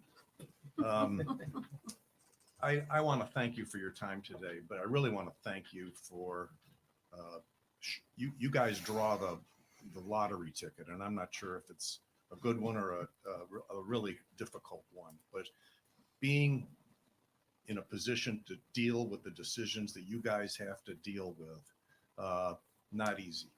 And let me put it in context. I was in London with Bill on an insurance renewal. Ian was a 1 in 10,000 year storm. And so you're here dealing with something that might not have happened until 7,500 years before Christ walked the planet. So it's a monumental thing. And I don't think people appreciate the magnitude of what we all went through here and the challenge to bring it back. And, you know, when I showed up here and bought the Pink Shell in 1998, it didn't look anything like what it looks like today. I mean, it was a completely different, unrecognizable, save for the Santa Bellevue building. And so that was then. The only constant was the beach. That was phenomenal, and it remains so today. And so I tell that story to make a point, which is that this hotel is a metaphor for Pink Shell, or for the Fort Myers Beach. It's an evolution, and it always has been, and it probably always will be. And so, you know, we got here through, and just a little history to fill it in. So I've been in the hotel business my entire career. Our family started in 1959, and since then, you know, the Pink Shell was originally owned by a public company that I ran. Subsequently, my brother and I bought it from the public company when we sold that public company. But we've got, I could go through a list of 10 hotels we've owned, operated, and developed here in Florida. I'm a Florida resident since 2007. I'm down here quite a lot. You know, Pink Shell's an iconic resort on Fort Myers Beach. The statement it makes, I think it says a lot. It's why the Lee County Visitors Bureau often calls us for fam tours, for different groups that we can work with to show them, to encourage tourism here on the island. And I think, and you know, Margaritaville adds to that. People, there isn't any one of these projects that hasn't been controversial. So we just listen, you know, and we came in some time ago with a really big project. Started talking to Jim and Dan about it before Ian, trying to solve the parking and traffic issue. Well, the world changed in Ian, obviously. And so we listened, and the message we heard was we need boutique hotels on the island to come back. Now, the question you all are going to have to ask is, are we a residential island or are we a tourist destination? How much lodging rental inventory do we want? How much residential do we want, which many of which might sit empty for half the year? And what does that do to restaurants and shops and all of that? It's a tough deal. You got to figure that out. But our thinking is, you know, we could bring some inventory back because you know who you're dealing with us. We've been here, you know, for 25 years. Our reputation is what it is. We're very transparent. And, you know, we just heard what people said they wanted. And that's exhibited by going back to vacation villas and beach villas and hearing their concerns. And let me tell you, skinning these cats, it's just not for the faint of heart. I mean, you know, I know people are going to get up and say, let's bring the island back to where it was. I would love to go back to before Ian, but it's just not going to happen. So we got to look forward. That's your job. You guys are doing, in my opinion, an excellent job of figuring it out. And you're never going to make everybody happy. So we understand that. We, you know, when we bought the property, I spent a lot of time as we developed it with Roxy, going through her thoughts on it. And she was a visionary. She was a great ally. She supported the things we wanted to do. And I think she would be in support of this project. I do recall this particular discussion we had just to lead into this. And it was Beverly Grady was our lawyer, and she caught this Scrivener's error. And that's why it was, you know, brought back around to correct. So it's true that density was transferred over to the White Sand Villa location, but it was for the marina parcel. But most importantly, I want you to take a look at the public benefits, because we're not asking for this just because we got some land and we want to build more density. We've got some real good stuff to bring to the table today. And with that, I'm going to close up and let Fred get into the fun part. Okay? Thank you. Thank you. A lot of pressure, Fred. Give me accolades before I even start. I mean, just, I don't know how it's going to go. There are a few other slides there, but I don't want to harp on this too long. So, what to expect from my presentation? So, I am going to do my best to not be tedious. There's the packages, you know, that you received is fairly accurate. There's been small minor tweaks since then, but I think 98% of it is accurate. So I won't try to read every slide. There is some pieces I want to go through, you know, with the density transfer. I have a little bit of I guess a simplified way of going through it and just kind of summarize that one last time. And then as my professional opinion as a planner, you know, what really happened and what the intent was of that from a planner's perspective. And then after that, we'll go through the, Bill Wachulis come up, go through the public benefits. We'll outline those and what we're intending to do. And then I'll run through the deviations. I have some graphics and some detail on those that will hopefully help you understand those with a lot of clarity. And then just simply go back to the path to approval that, you know, with the equivalency factor, and then wrap up in the conclusion from there. So to begin with, this is just the simple part, but as part of my expert in planning, it's important that we're just rezoning the pink area from the existing CPD to a unified CPD. And unified, I mean, there was since this original CPD, there was one additional parcel. The address of that is 309 Estero Boulevard.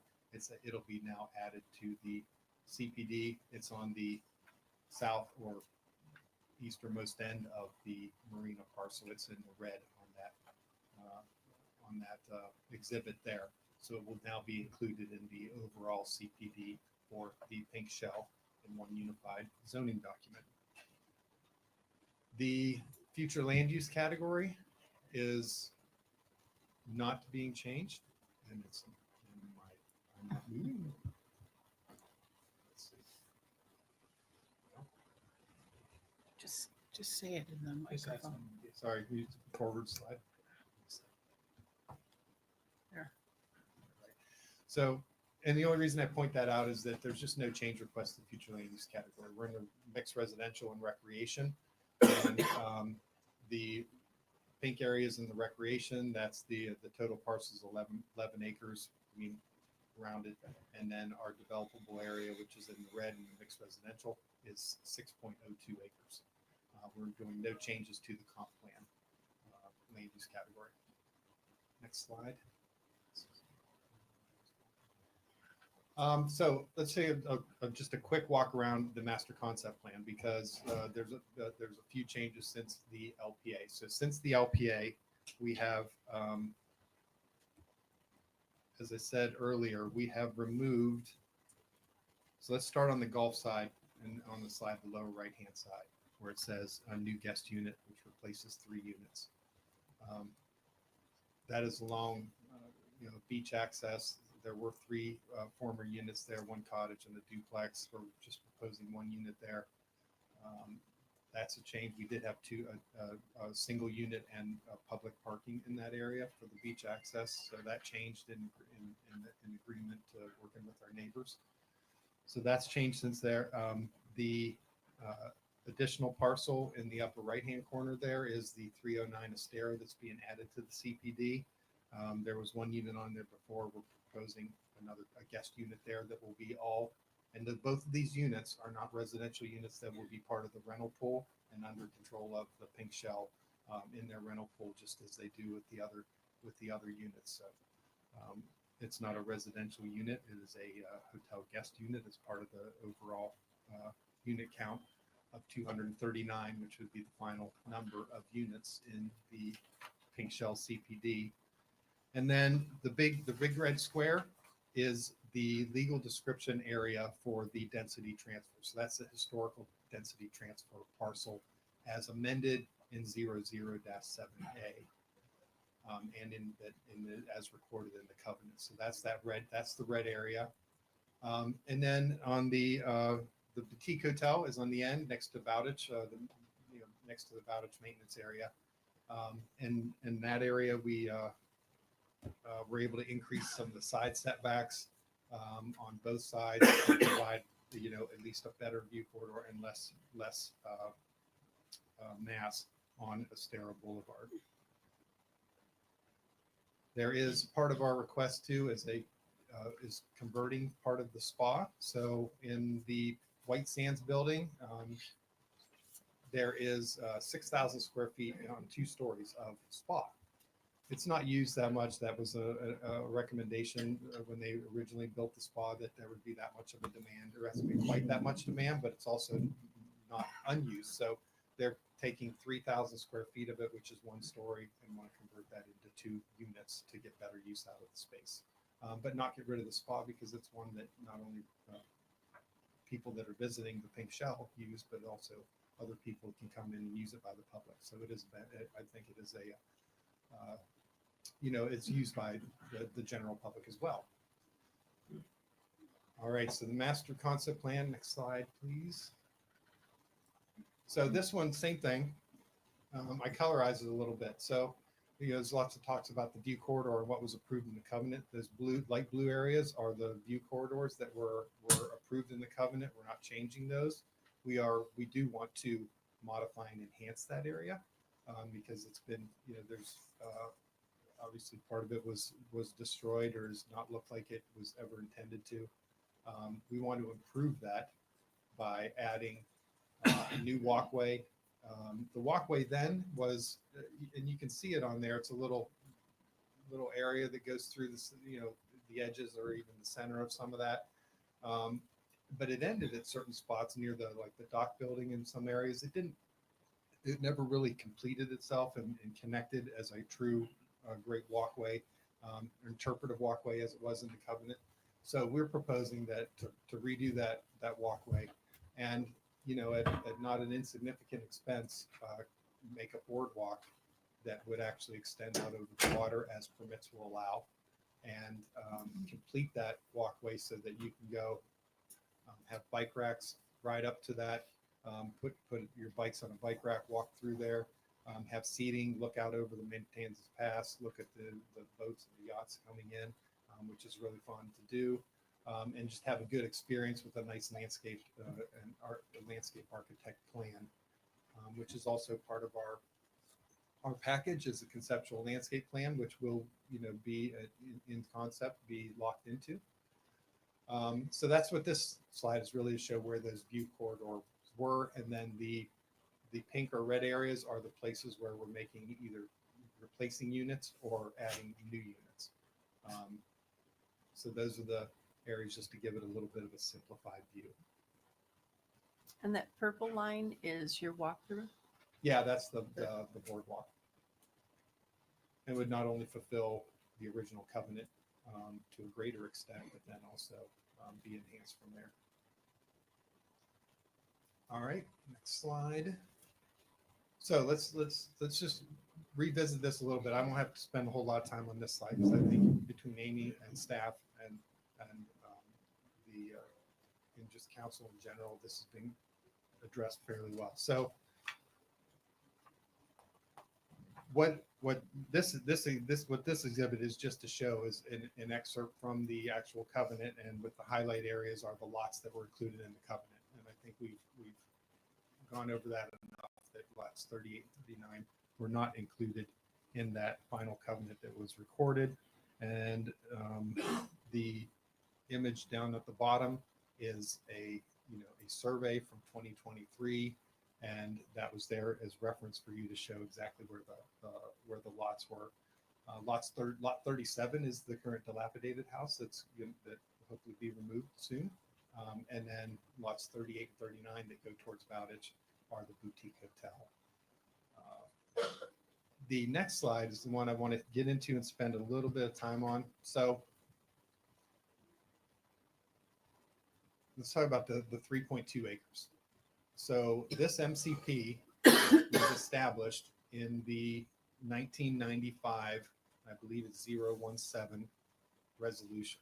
So when Jane Plummer brought this up, at that time, I mean, we had seen it in the past, but there was so much history on this that I knew the current survey didn't add up to 3.2 acres, but we need to go back and identify where did that 3.2 acres come from.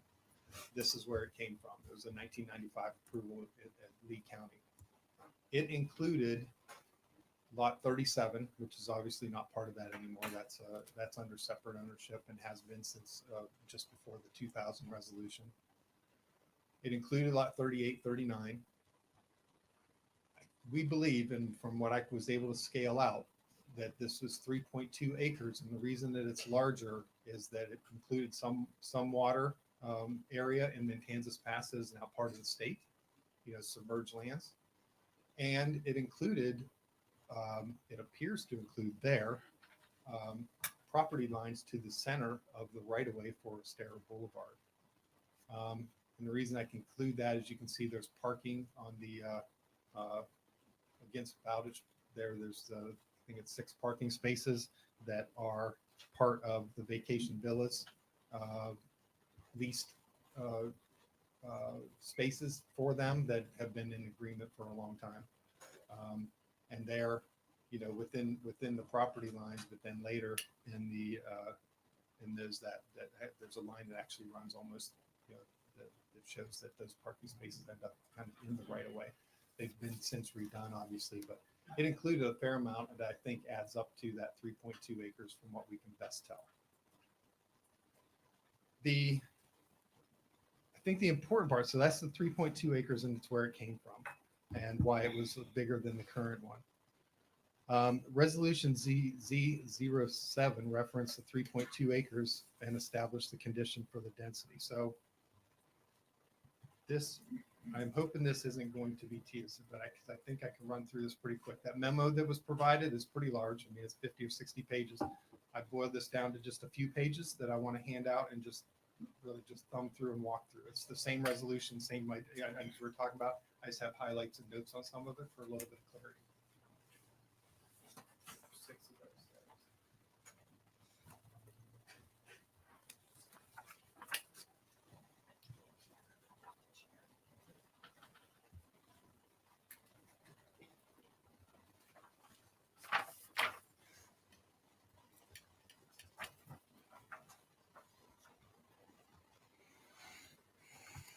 All right.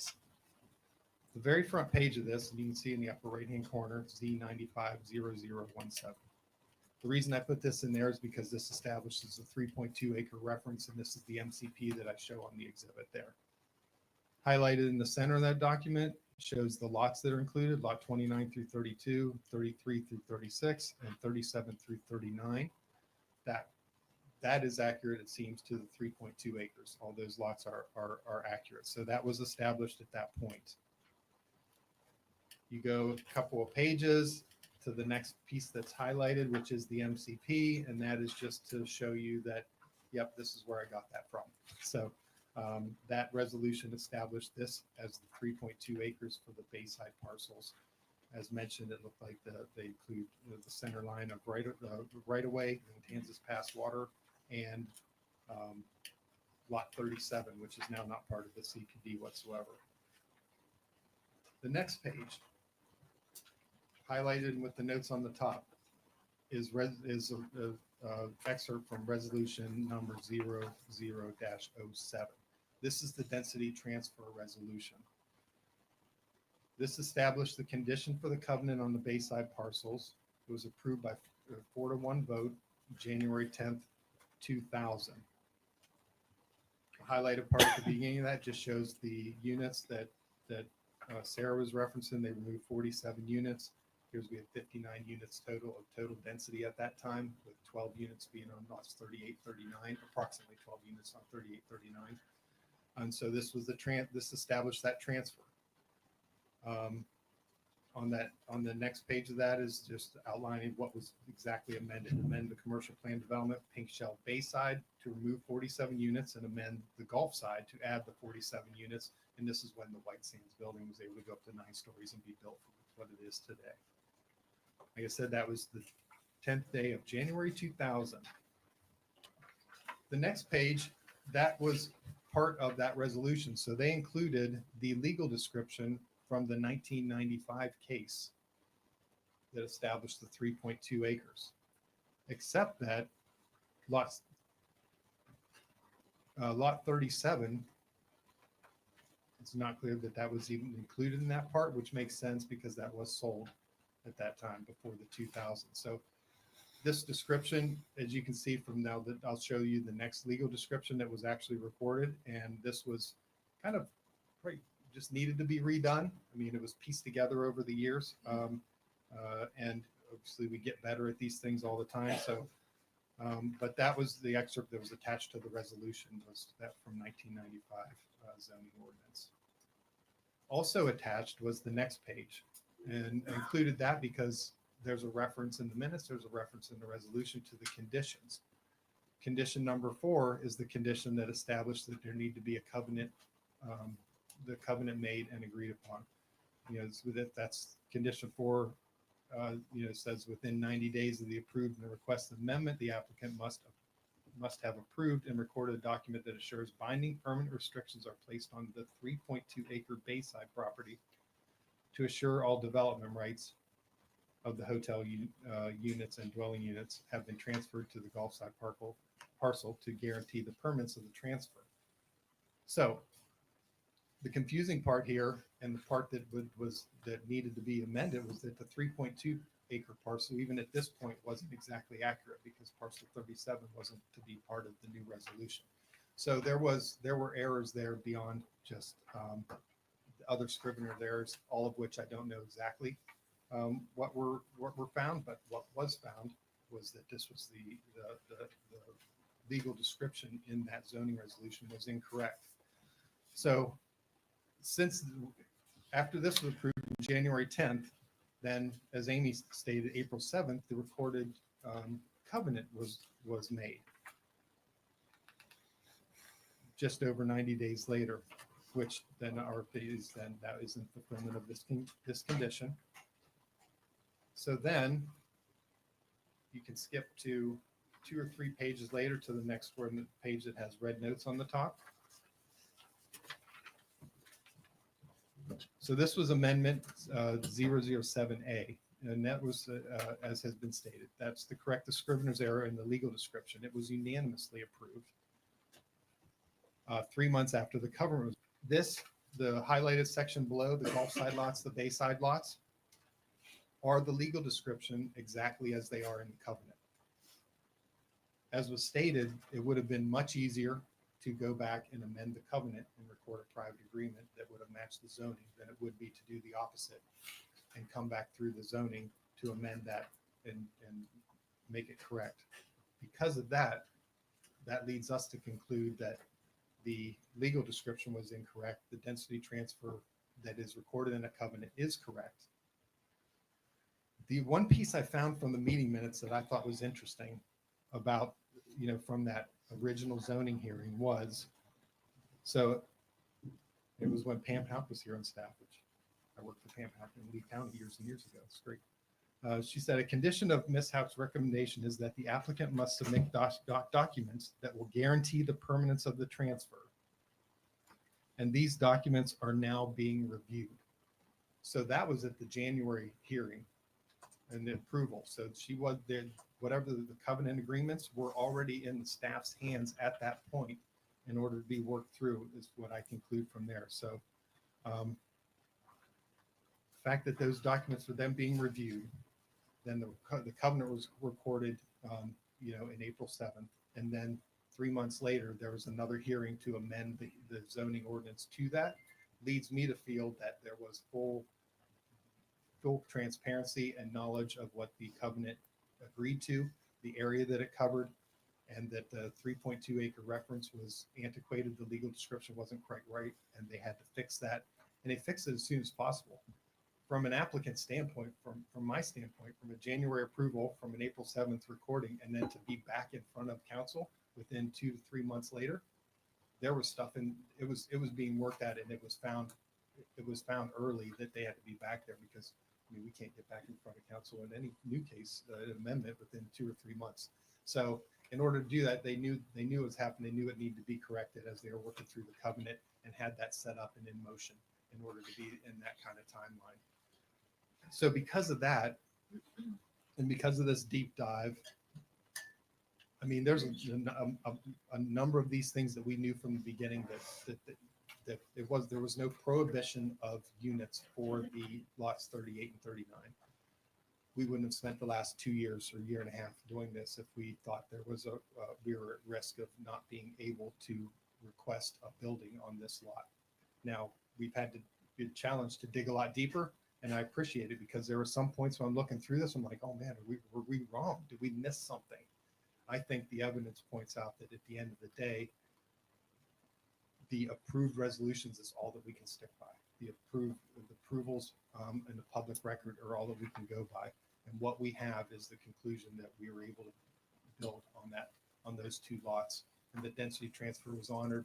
We're going to continue to honor the density transfer. We're not proposing any development in the view corridors. We're not changing the view corridors. We're trying to improve and enhance those and really get those to be what they were, even better than they were always intended to be. And I think we have the right to ask for the hotel units and change the equivalency factor and build on that parcel. Now, whether you agree this is the right project, that could be the next piece. But I think in our mind, and working with staff and everybody in transparency of this, we couldn't figure out any smoking gun that would shut this thing down. In fact, I think I found the opposite. I found that this was, I think for me, as clear of a conclusion as maybe we can ever get to, that this was what was supposed to happen based on the timeline that is on that slide. So that's all I have on that section. And unless there's more questions about that, I will move on to the details of the actual development. Just real quick, Fred. Sure. Nancy, is this the first time you've seen this particular document? I'm sorry, which The document? document that he's just been referencing? The 07007A. Yes. Well, no, it's No, it's this it's one that he established just handed 3.2 out. This acre one. Bayside MCP. Oh. No, I have not reviewed this one, but I can before your second reading for sure. Thank you. Yeah. Yeah, and I didn't, it's same thing that's in the memo. I mean, it's just the excerpts of the resolution, Mhm. so should be not new, but no new information, but. All right. Can I ask another question? Absolutely. I asked Sarah, in her professional opinion, how many units, assuming you didn't go through the CPD process, how many units you'd be allowed to build by right? And in fairness to Sarah, she was just doing a rough estimate in her head. She came up with 12. Well, in your professional opinion, how many units would you be able to build by right? Yeah, that she's accurate. That's our understanding as well. Okay, thank you. There's a little bit of rounding there, but yeah, it's 12 units. Thank you. Jen, do you have any questions for Fred before we move on? John? Done. All right. Next slide. I thought this was just interesting. So this is the last thing on that, on the density transfer. Visually, I think this is interesting. So the bottom is the 3.2 acres. The top is the current survey. And I think you can see just the width, the depth of the property went to the Astaire Boulevard, the area that's been removed in Matanzas Pass. I think it just show how we went from in the removal of lot 37. I think this closely shows how we went from 3.2 acres to the current acres that we have now. But then obviously the correction to what was transferred in the density transfer as well. So this was just a visual representation of the two. So we're trying to just be out there and transparent and share with everybody the depth of what we were able to find without bias. We were just following the evidence and following the trail, and that's where we ended up. I mean, obviously we're biased a little bit, but we followed the evidence on this one. May I ask a question? Mhm. So Sarah and I did go over a lot of the documentation prior to today's meeting. What we found of interest was the the covenant of unified control. It did have several things in it, and maybe I thought this is a really good picture to show where those walkways are. What page are you on? Exhibit D. It's this one of the big packet that was handed out. Correct. So I thought, Fred, maybe you might highlight for council, because that's a very good rendition of what that document actually does. The scenic corridor area, the walkway. Okay. So in that green section, on each end of that green area, there's dash lines that kind of arc around, and they stop near the existing dock building on both sides. So it seems like one started on the east end, one started on the west end, curved, went towards the water, and then it looks like it kind of stopped. But that was those dotted areas are the recorded legal, and they're legally described in the covenant as the interpretive walkway areas. We are proposing those in a little bit of a different area. So that will, this document and the legal description of where those are will have to be amended, because we want to improve those, move them out a little bit to the side, not put buildings there, obviously. So there's still the view corridor piece and just surface parking, but to have those connect in full and go out over the water a little bit to enhance all that. So those dashed areas are legally described in this, and legally described as what they're supposed to be. Pedestrian access over 6-foot walkway, that they describe in Exhibit E. They put hours in the covenant from 7 a.m. to 9:30 p.m. daily. Access is limited to humans. I don't know if we need to put that on there now because we all want our pets to be able to follow us around. So I don't know if we care about that anymore, but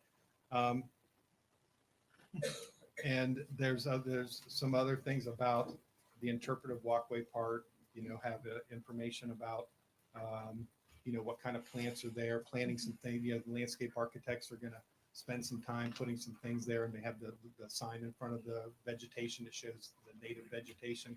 We're coordinating with the garden club on that in order to make sure that it's as salt tolerant as possible. We know everything can't survive when it gets flooded by the seawater, but we'll do to the greatest extent that we can, and then really fulfill the interpretive walkway piece of this. But our proud enhancement of this, and I'm glad that the Boykins are willing to do this and look at this, is that boardwalk that's going to extend out over the water. That is over and above, in my opinion, what they would have needed to do to fulfill the old covenant and make that improvements. Because I think that's just so exciting to be able to walk out on a boardwalk in a pier-like fashion that's out over the water, have places to sit and look at those boats without it, kind of being near a parking lot and everything. I think it's just going to be beautiful.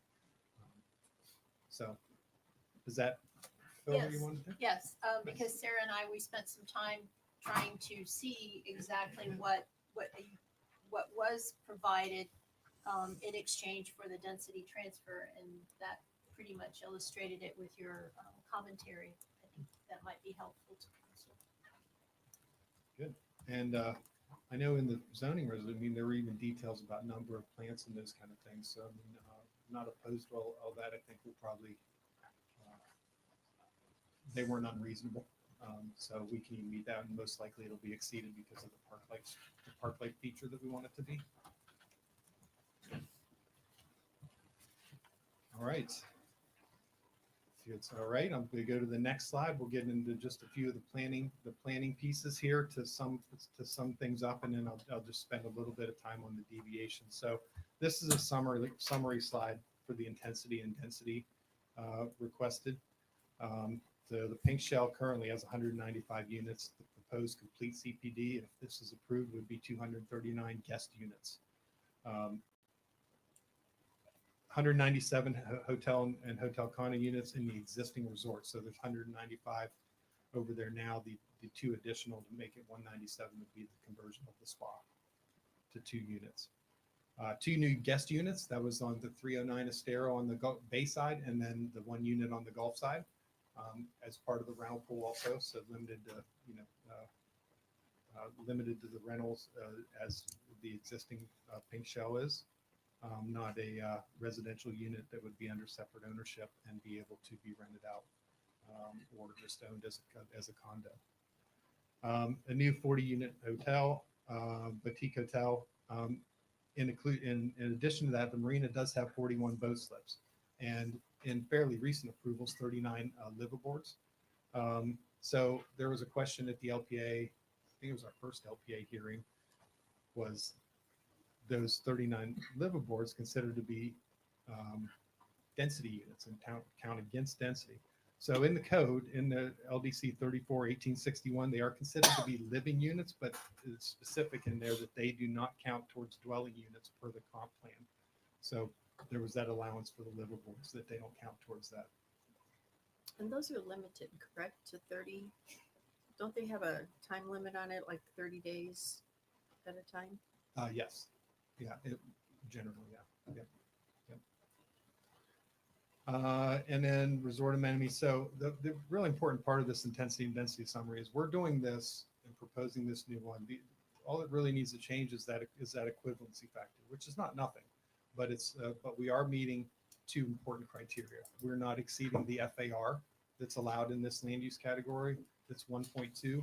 With the reduction of the building, we have some pretty decent buffer that we're under that 1.2 now because we eliminated a little more than 8,000 square feet from the proposed building. And then we meet the parking requirements. So to the greatest extent we could to itemize everything, even in the worst case scenario, we're counting everything that the resort does. We're going to be able to meet parking, and there will be some public parking. Or it's open to the public, And there will be, should be parking spaces on that bay side available for the public as well. We're proposing a little over 400 parking spaces in total, existing and bayside surface parking and under the new boutique hotel. Other parking as well, the new units, I mean, it's all going to be understory parking. You know, I'll show this in a little bit, but the one guest unit on Gulf Shore Court had parking that was kind of out in the easement in the right of way a little bit, and it was like front parking and backing out right onto the street in an awkward way. So now we'd be able to raise that up, put all the parking underneath the buildings, which is, I know, a common request when we go through variances and other things. All right, next slide. So this is just to show, and I think we're covering this real well enough. But the interesting part about this is going into the equivalency factor. So if we just take it according to straight current day code, we would be able to develop 36 units because we have 6 developable acres. That's per the comp plan. The maximum by right equivalency would be 2.0. So the CPD in whole, the 6 acres, has 72 units available to it. Obviously, we're requesting 239, so the equivalency factor is the way we get there. The existing units, partially because it was approved, you know, some of this was approved in, you know, before the incorporation of the town, and it carried forward. There was never an equivalency factor assigned, or that the existing units were under. They were kind of vetted, and over the movements of the years, they just kind of worked with what they had.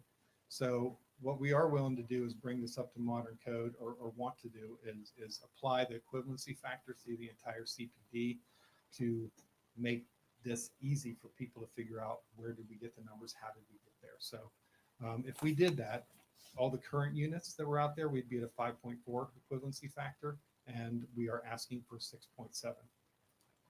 So we go to the next slide, and it just shows where we are in some of the recent approvals and where we fit. So increase from 5.44 to 6.7.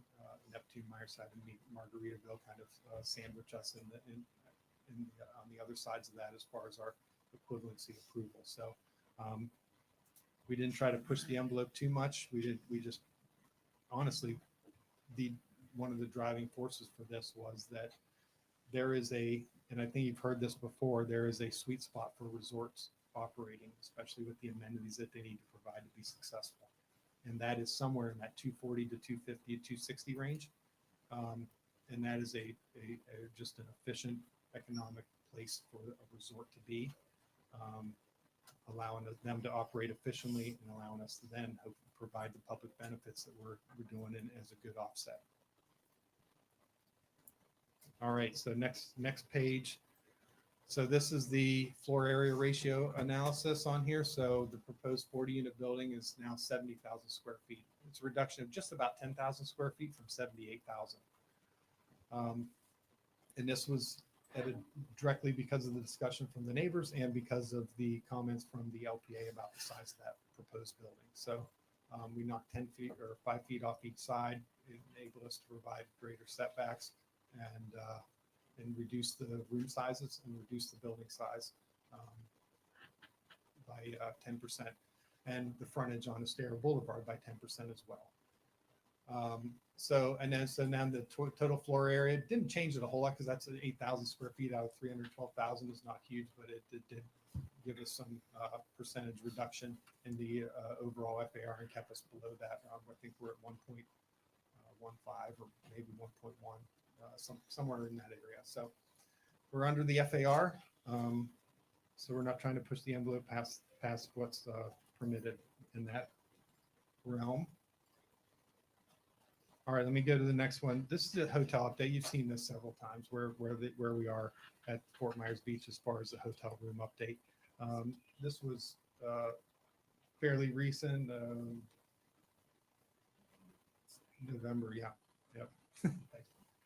It was November, and so it shows we're only at 44.5% open of what was pre-Ian. So this will help with that inventory, and it shows that we're just in we're still in recovery, still in need of to get back to where we were, let alone the additions of of what's needed for the future desire to be on Fort Myers Beach. Next page, next slide. So stories and height. So this is, and the reason I have some of this on there is one to show, how we are in comparison. I mean, part of the comp plan allows for, comparing and requesting height in areas that have height that's similar or greater to the request. We don't have the building that we're proposing doesn't have anything on the directly abutting it, but across the street, obviously, is the vacation villas. And this was the one that's directly comparison and the one that we thought most about because this is the neighbors that we don't want to upset and we want to work well with. Their building was 7 stories. We're proposing 5 living stories, 1 over parking, which would be 6. And then they're 57 feet above flood elevation. The part about this that I think is interesting is that they were, with their really 65 feet, were able to fit 7 stories in there. And part of it is they were built at a flood elevation of about 8 feet, and we're at 19.6 now. So that's some of our height. And then just the modern floor, the floors have really gone from maybe 8.5 to 9, 9.5, sometimes even 10. We're proposing somewhere in the middle of that, about 9.5. So, it adds up to being some of the additional heights. So the 14 feet and then the extra 1.5 feet per floor or foot per floor, adds up.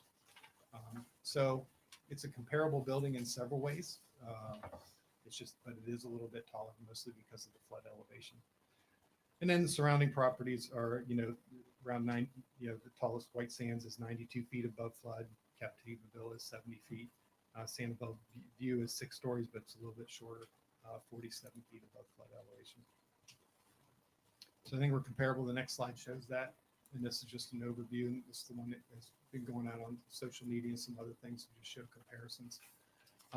We believe that we fit into this neighborhood compatibility. So if this is the neighborhood, we believe we're not doing anything that is out of the ordinary for this area. In fact, I think we're proposing something that is right in line with what is in this neighborhood. So it won't change the character, and I think it'll fit right in. All right, I want to show the architectural rendering, so the revision. Now this, so go to the next 2 slides.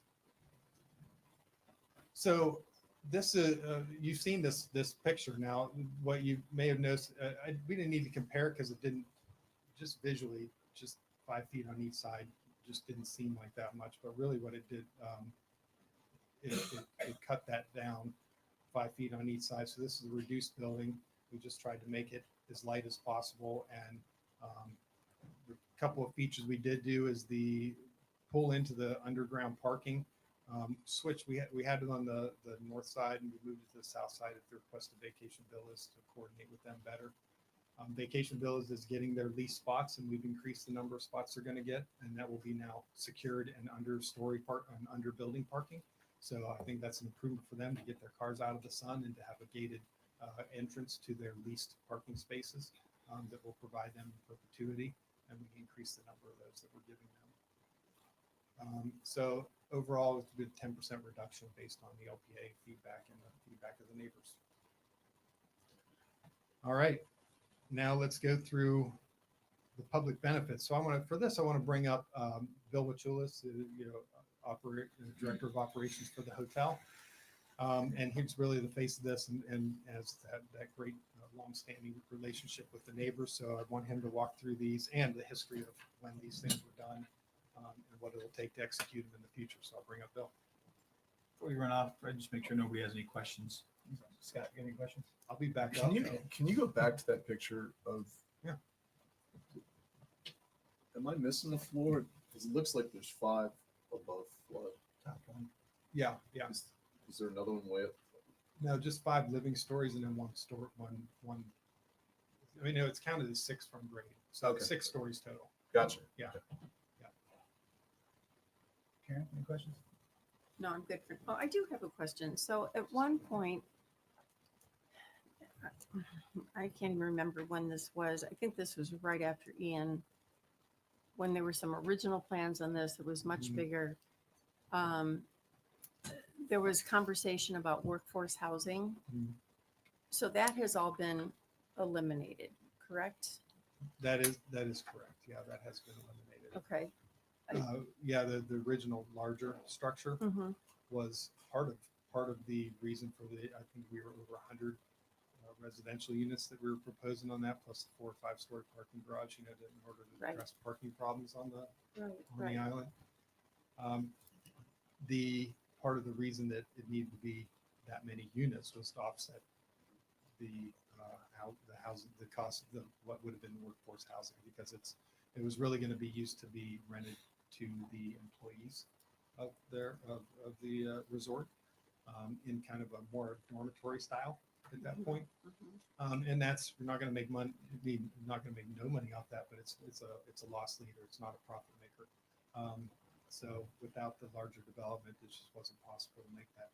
We tried to do a number of other things that we'll get into, but that Right. So wasn't there's part of it. no proposed workforce housing on the property at this point. Correct.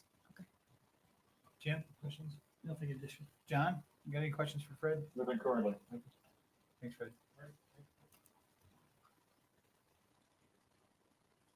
Good morning, council, mayor, staff. For the record, Bill Wychulis, Pink Shell. We can go to the next slide.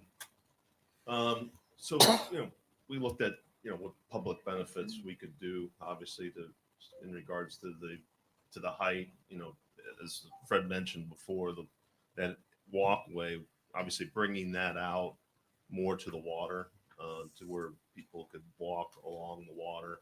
I mean, it's beautiful over there. I mean, we have sometimes yachts in that are 120 feet long, $5-6 million yachts, to be able to walk along that shore. So that enhancement is significant. It's somewhere in the 250 to 500,000 range. We also, obviously we've now replaced, I think, the landscaping twice after these storms, but we want to take over the responsibility of the property the town has in front of the resort and maintain that in perpetuity, for several reasons. One is obviously the look and feel of that you're, at the Pink Shell.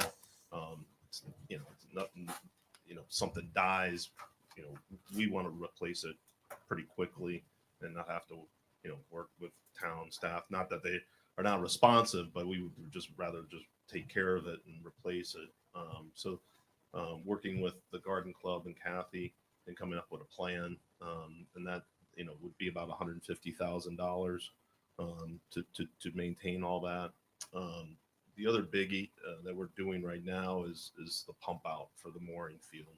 We 2 to 3 times a week that boat is coming in and we're pumping it out. I know there's it's challenges with the areas on the town that homeowners do not want that in their backyard.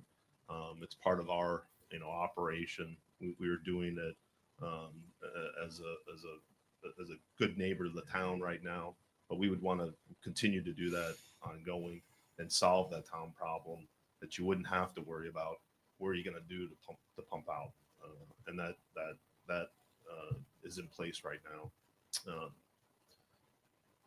Water taxi has been a big topic. We obviously would love to be the north end drop off and pick up for water taxi. If that gets rolled out, we have several spots right at the marina we could do. Our dock master being able to help with that taxi coming in and helping people get on and off. One of the other things that, and this is already in place, but it's probably 2008.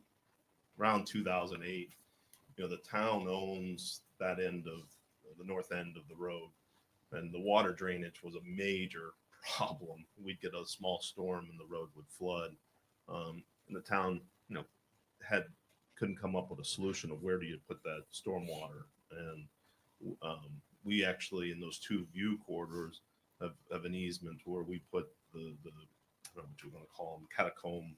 All the stormwater goes to on our land. We didn't ask for anything, to do that. We did that as a good neighbor and to do the right thing for the town. I just put it on here as a point, is because it solved the problem.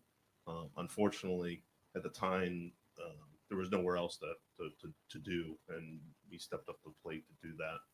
You can go to the next slide. This is the landscaping plan that working with recommendations from the Garden Club and the plans from RVI, our landscape architect, and how we have set up that area. You can go to the next slide. And then just, when you categorize public benefits, it's just, these are just some of the special benefits that to make you aware of that the resort does. We provide, working with the Commute Connect program, we have 2 15-passenger vans. Costs us about $40,000. That's 30 associates every day that come in on those vans versus 30 cars that would be coming to the resort. We are actually looking at increasing that. Obviously, if we did get approval for additional units, we would increase the van usage. It's a great benefit to our employees, and it also gets cars off the road. Improved transportation circulation with different modes, the golf carts, bikes, encouraging our guests. We have not like a lot of resorts, but we have a pre-arrival concierge. We actually call the guest before they arrive. We encourage them not to bring a car. We give them options. We pre-book, the day beds, golf carts, just to make it, or we make arrangements for their transportation. It's been very positive. It's just a little upper class type of service, but it also gets people more knowledge that they don't have to drive to the resort with a car. Again, obviously the pool is down at Bay Oaks. We work with the summer program. I mean, how do you have a summer program and don't have kids can't go into a pool? So we provided our pool to the Bay Oaks and also the Estero Island summer programs. We would obviously continue to do that until the pools are back online. And again, with this new project, we would include the Florida Green Lodging program. We're Fort Palm, one of the only resorts that has that designation. And we also are completely turtle certified in the new building would be that also. You can go to the next slide. I just want to also just mention, I know you've gotten pros and cons of letters, and I'm in the business of making people happy. So, I've come to the realization I can't make everybody happy, but in those letters that you've gotten, the 2 associations we work closely with and got approval for both of those associations. So the majority of those associations recommended approval. You're going to hear some that are against us. We unfortunately can't make everybody happy, but the goal that we made was, how do we talk to everybody and listen and support them and try to make changes? And we did. So I just want to make that point. With that, any questions for me? Scott, any questions for Bill? Not this time. Karen? You mentioned 2 associations. Are these within the Pink Shell units or? These are neighboring. We can go to the slide that has the whole the CPD. Yeah, that's a good one. So you can kind of see on my right, but where the boutique building is, across the street is Vacation Villas. That's the yellow building. We work closely with that association and that board. In your packet, you have a letter of support from that association. They have a challenge with parking. I mean, they literally have almost a spot per unit. If we were to get approval, we would be increasing those spots for them and helping them, amongst other benefits that we would give them. And then also with Beach Villas, which is the blue building just to our south. It's not part of the Pink Shell. Both of these buildings were developed by the Pink Shell years and years ago, but they're not in our program.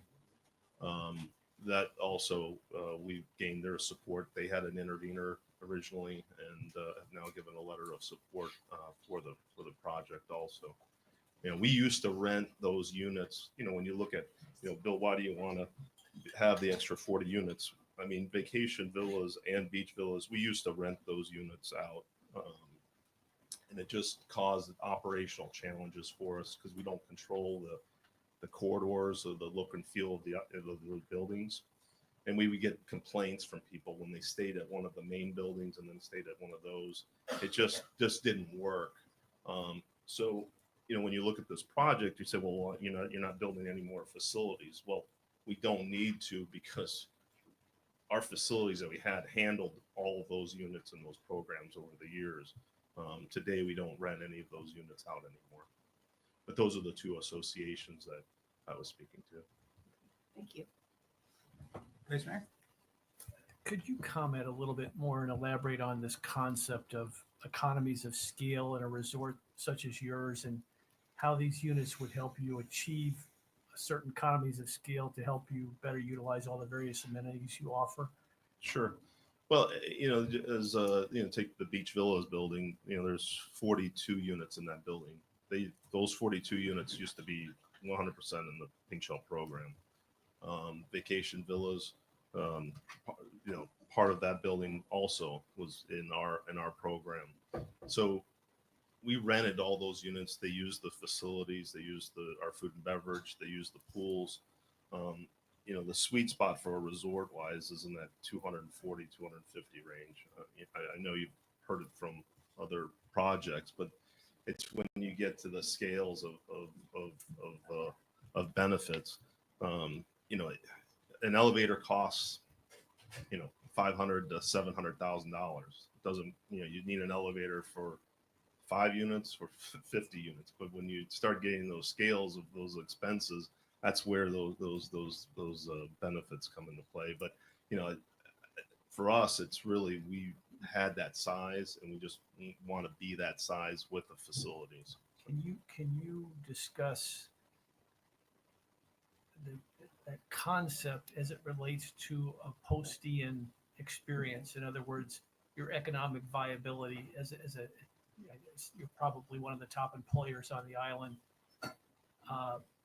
Clearly a pillar economically for our community. Can you talk a little bit about having that sort of economic viability as it relates to that sort of economies of scale dynamic, and if and how it would have helped you recover financially and both physically and financially, your physical plant, as a result of Hurricane Ian? Just kind of blend those two together if you could. Sure. When you look at the Pink Shell after Ian, the first resort that reopened was the Pink Shell. The first resort that opened after Helene, the Pink Shell. First one after Milton, the Pink Shell. We housed FEMA. I still have FEMA from Milton in the resort right now. The homeowners that were displaced on Fort Myers Beach. We housed FEMA right after Ian, about 100 units we were able to do. And I think what you see is the newer construction and buildings that were built have that ability. And we would have that ability, if we had another building to be that resource. And we employ over 300 employees at the Pink Shell. I mean, we know we're an engine for this island. Our guests are eating in the restaurants. They're going to Publix. They're using the gift shops in the area, and I mean it's key. I mean to the success of this county. It's a shame when you see that slide. 40% of the hotels are only back online. I mean that's, and I can tell you when we're here next year, that number ain't changing much. I mean, it's still going to be in that 40% range, and it's tough. I think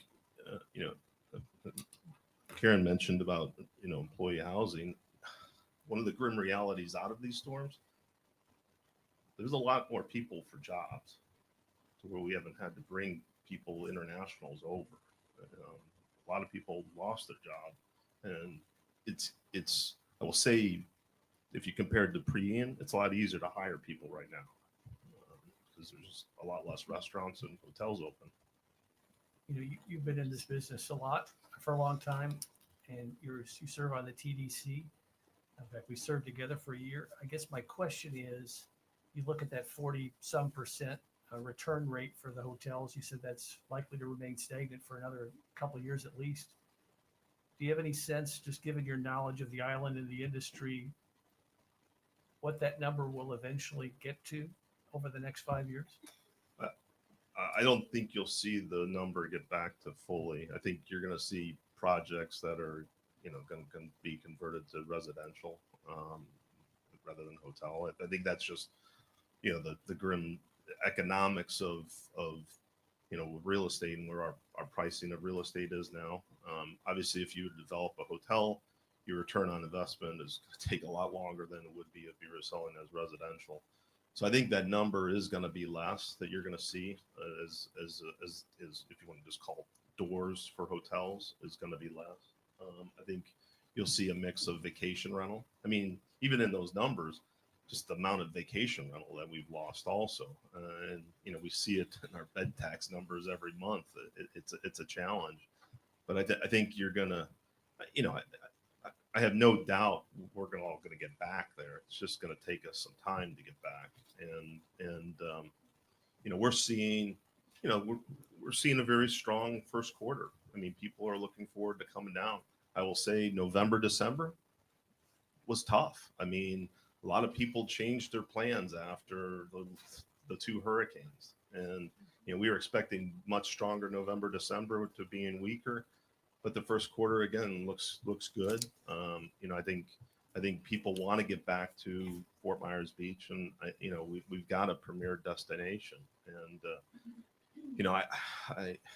I know the challenge you have, but the biggest complaint I get is people when they come over the island, it's like, chain link fences, buildings that should be brought down. I mean, that's what we are trying to overcome as operators right now to convince people to come and we're trying to just get to the resort, stay at the resort as much as you can until the rest of the island can catch up. I ask that because my struggle with this application today is you're not rebuilding as a result of Ian. You're in essence creating new density here, and that's why I'm trying to try to see if there's a correlation in terms of a post-Ian recovery dynamic. And I think you've helped. Well, yeah, I think there's that, John. I think there's also the fact of, we had 4 homes. I mean, we lost those homes. Those were, we weren't not impacted by the storm. Our insurance claim on the Pink Shell was $72 million, and that's newer construction, but 72 million, heavily affected by the storm. And I'll tell you, between Helene and Milton, it's probably another $1.5 million to $2 million just in loss of between damages and lost bookings. I mean, it's just, man, we can't catch a break. That's all I have. Thank you. John, any questions for Bill? Bill, you mentioned the pump out, and I believe the term on the sheet, the slide was almost priceless for the town. Can you expound on that? Yeah, I actually took that quote and from Frankie because I've watched all the meetings and LPA and the direction was put a value to what these public benefits were, and I was trying to do my research. I'm like, Frankie, what's pump out? What would be pump out? And his words to me were priceless. I mean, it's a challenge, I think, and I don't mean to speak for staff, but I think some of you are aware that it's a challenge right now on the island of, a lot of homeowners do not want that in their backyard at all. And either from a land, equipment, or smell. And we have no issue going forward and doing that and solving that problem for the town for forever. So I guess in perpetuity, would you consider that, or? Yes, yeah, those, all the public benefits are in perpetuity. Obviously, Okay. the Bay Oaks, obviously, I don't, until the pool is built, I wouldn't see that ongoing, but we would do that until the pool is back online, because I think it works better for them to obviously use Bay Oaks. So that's something we could put in writing then? Of for course. the Pump out? Yeah, no doubt. And that was our expectations, that would be forever. Okay, thank you for clearing that up. Frankie, I don't want to put you on the spot, but your name was brought up. Can you help me out here? Yeah, the conversation was at the time, we didn't have, we were trying to find the property behind that was purchased, the old town hall property. Other areas around the town that we could possibly use as a town-run pump out station for our mooring field boat. We don't really have an option at the moment. Future development, we can't really rely on. The Pink Shell has been there from day one since the storm as far as providing that service. Never mentioned anything, never raised a flag or, hey, by the way, we're doing this for you type of thing. And it was just in response to being appreciative of having it available to the town at the moment until we can find a solution on our own. Thank you. Can I ask Jim a question since he's a liaison for the Anchorage Committee? I'm here. What are your thoughts on that, Jim? As someone, does this address the Anchorage Committee's needs? Clearly, right now, it's a tremendous challenge. There is potential solutions, but they're pretty far down the road. So at this point, it is a very helpful service to the town, and will continue to be for certainly the next few years. Okay, thank you. I think Fred wanted to clear. Yeah, to address Councilor King's question, those our original application, our first LPA hearing, we were just outlining the public benefits as a lot of applicants do. But we, since then, have been included those, and they're in your packet as conditions of approval. So they would be attached to the resolution. And there's general language in there about in perpetuity and some of the other pieces. I mean, the financial pieces are taken out of it, but the general languages are part of the conditions of approval of the resolution. So yeah, it'll be codified. Sure. Fred, you got more to say? I do have a little bit more. I'll try to keep it short. We're down to the, well, we need to go over the deviations. So if we can put the presentation back up there. I will go over these fairly quickly just to provide the clarity, and then just let you ask questions about them if you have any questions. So the next slide, the deviation 1 is, as Sarah mentioned, is about no wall where there is a commercial parking lot abutting multifamily. We just thought with the park-like structure, that wall, we're going to meet the buffer requirements. In fact, they'll be far exceeded, but to have a wall against those properties would kind of wreck the view corridor that we're trying to make. So that was with deviation 1. Deviation 2, next slide, is on the Gulf side, where in front of Estero Island, associated beach villas. This is where we're proposing the 1 unit. So the yellow dash lines and the yellow are the setbacks that we're proposing. The blue are the setbacks of the former duplex and the cottage that were there.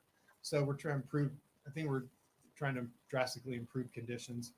We're adhering to the front of the street and side setbacks, and the rear setback is required to be 20 feet. We're asking to be at 15. It provides us with nice depth to do double stack of car parking underneath, and just provide a nice size unit there. As you can see, then there's a large multifamily building next to us, and then one of the duplexes were at just a couple of feet of setback. So we're improving that to a substantial degree, we feel. The next slide, deviation 3, this is across the street. So this is that additional lot that's now asked to be included in the CPD. It's 309 Estero Boulevard. There was a residential unit there that was, set kind of oddly, but it had 3 foot side setbacks and really kind of almost just 1 foot on the one side next to the other property. Bill and the Boykins know the abutting property owner well. We adjusted the setbacks and tried to improve it and did 10-foot setbacks on that side and 7.5 against our parking lot, which would be not parking lot, would be the view corridor and the landscape boardwalk area to improve that circumstance. This is a non-conforming lot. It's a 50-foot lot, so there's allowances in other parts of the code for 50-foot lots to have less setbacks than are required in the CR zoning district. So, I mean, we'd be required to have 15 feet on each side, which would leave a pretty narrow shotgun style house left there. So that's why we asked for that setback. We're adhering to the rear and to the street setbacks on that. So we just tried to provide a reasonable size and a reasonable improved setback. But one goes to your parking lot, correct? One side of it, one of the view corridor? Okay. Yeah, yeah. So that, okay, and then that's, okay, got it. Yep.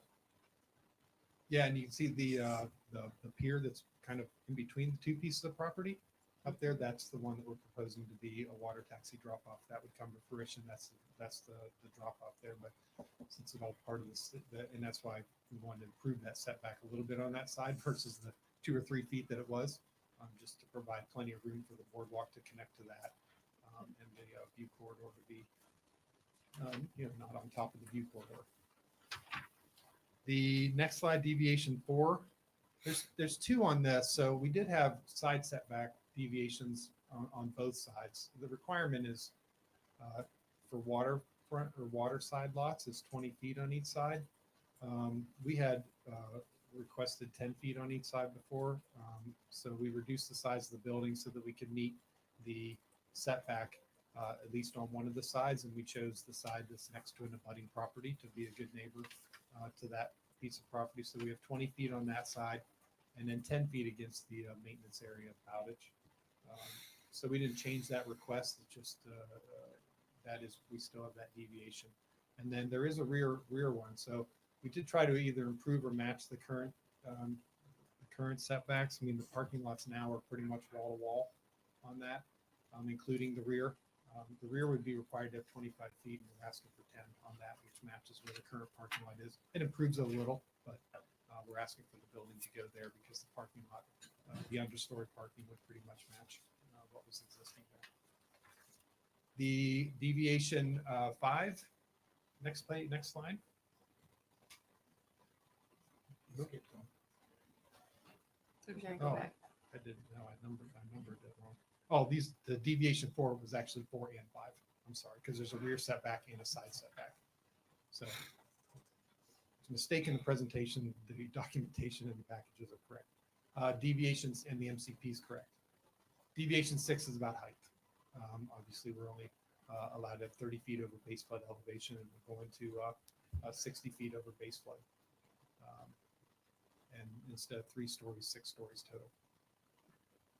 And then lastly, deviation 7 is the equivalency factor. So this is from the land development code and this places the entire resort under the equivalency factor of 6.67. So those are the 7 deviations that we have now. There were 10.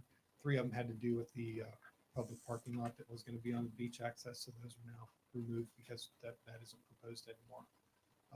But we think we improved the rest of them by reducing the building size and reducing or just improving some of the building layouts of the other ones and improve those deviations.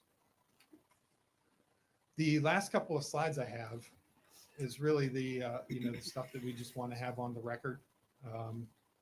There are 12 criteria for approval for zoning. We believe we meet these given the deviations that we're requesting.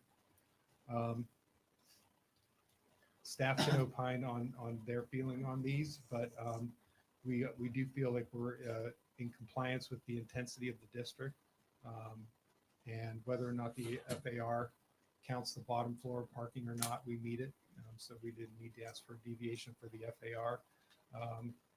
If we were to apply it at density use, we would exceed the density. We all know exactly what that means, and the equivalency factor is the path forward on that to allow that to increase. With meeting those and with the approval of the deviations, we believe we're consistent with the land development code.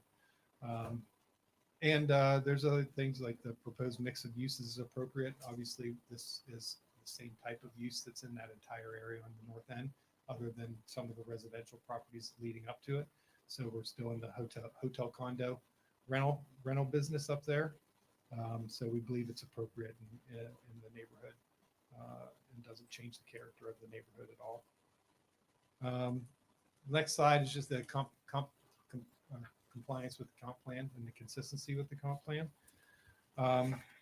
We outlined really the 5 significant comp plan policies that we believe we meet.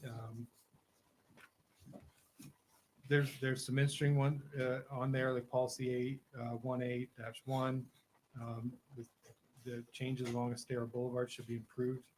The characteristics that make it a boulevard in character, not just a name. Safe and interesting to walk along, impressive landscaping, and scaled to people rather than high-speed traffic. And that's what we're trying to do by offering to not only improve the view corridor and the boardwalk and provide that kind of access way, which meets into the hidden path system that's on there with policy 7D-5, which speaks directly to hidden paths running along Bayside parallel to Estero Boulevard. But also to take over the landscaping in perpetuity of that entire stretch of our CPD to make it beautiful and add the nice landscaping and keep it maintained nicely at no cost to the town. It meets this policy and it meets other benefits to the town as well. Building heights, we're allowed to consider the deviations to building heights if the sticking to the existing height in the comp plan is unreasonable. I don't think it's ever unreasonable to stick to that, but does this one exceed what would be in the character of the neighborhood? It does not. There's taller buildings close by, and there's ones that are very similar. In fact, if it wasn't for the flood elevation, some of just the modern building, we'd be right in line with all the rest of the buildings that are in this area. So we believe you have a way to be consistent with the comp plan as far as granting height and be consistent with this. And then traffic, I think we're trying to mitigate as much as we can do. Traffic's been an issue. It will probably always be an issue. It will continue to be, but we're trying to do everything that we can to limit that. Bill mentioned the FDOT Letran Commute Connect program. I think that's absolutely great in a program that the rest of the resorts on the island should consider. There's alternative forms of transportation. We have they provide bike rentals, they provide golf cart rentals. All the encouragement with their concierge services and other services are to not have people bring their cars in the first place and then use alternative forms of getting around, including bikes, golf carts, walking, and other forms to get to Bowditch and even down to Times Square, which is just about a mile walk. It would be a very pleasant walk with the proper landscaping, at least along more parts of the property. So the traffic impact, I know, is always a big deal. More units does not lessen the traffic. We understand that, but we're doing everything we can programmatically and as conditions of approval to alleviate that as much as we can. So my last conclusion of that is because there was a lot of discussion at one point, well, do we have the legal path for approval on this? Are you able to legally approve this? The intervener brought up, tried to make some decent arguments about that. Or some in-depth arguments. I don't know if they were decent or not, but just in-depth arguments about that. I think we're on the same page with staff that through the equivalency factor through the land development code, we're allowed to request that deviation as long as we meet certain criteria. Sorry, skip ahead 2 slides. These are the criteria that we need to meet according to Land Development Code 34-1803-2. That allowed to approve as a deviation through a plan development zoning process. And for approving such a deviation, must be found that All other aspects of the development, all the things we've been talking about, high traffic intensity of use, character of the neighborhood, compatibility, are compatible with the surrounding areas. We believe we are, based on that, what we've proposed and the public benefits and special benefits proposed. And proposal clear exceeds all standards of the Fort Myers Beach comp plan. We believe we're consistent with that. The fact that staff was able to come to a place where they're recommending approval based on your policy decision as to whether we offset the height of the request and the equivalency based on our public benefits. We believe we meet that and are consistent with the comp plan. And then the equivalency factor increase exceed the maximum intensities allowed in Fort Myers Beach. The intensity is the floor area ratio, and we're staying under that. So we believe we meet that criteria as well. So now I'm going to sum it up with the last slide. So in our conclusion, so what you really heard today was that Pink Shell is trying to seek to develop into its mature form. You heard that there, some of the units and the other abutting associations were at one point underneath the Pink Shell rental program in operations. They built their amenities and everything to that size in order to accommodate those. For many years, those have not been part of this. So the final development plan to get to that nice operational place is what's in front of you today. We believe, obviously, we had a slide on there. We didn't want to belabor economic aspects too much, but I mean, obviously, improvement of that piece of property from a parking lot to a hotel will increase the tax base significantly and help with recovery for the rental units and the hotel units. And staff is recommending conditional approval. I think it's a testament to our hard work and your staff's hard work on figuring this thing out and really getting down to the bottom line of this. And now it's just a policy decision based on your feeling of this and based on the public and special benefits.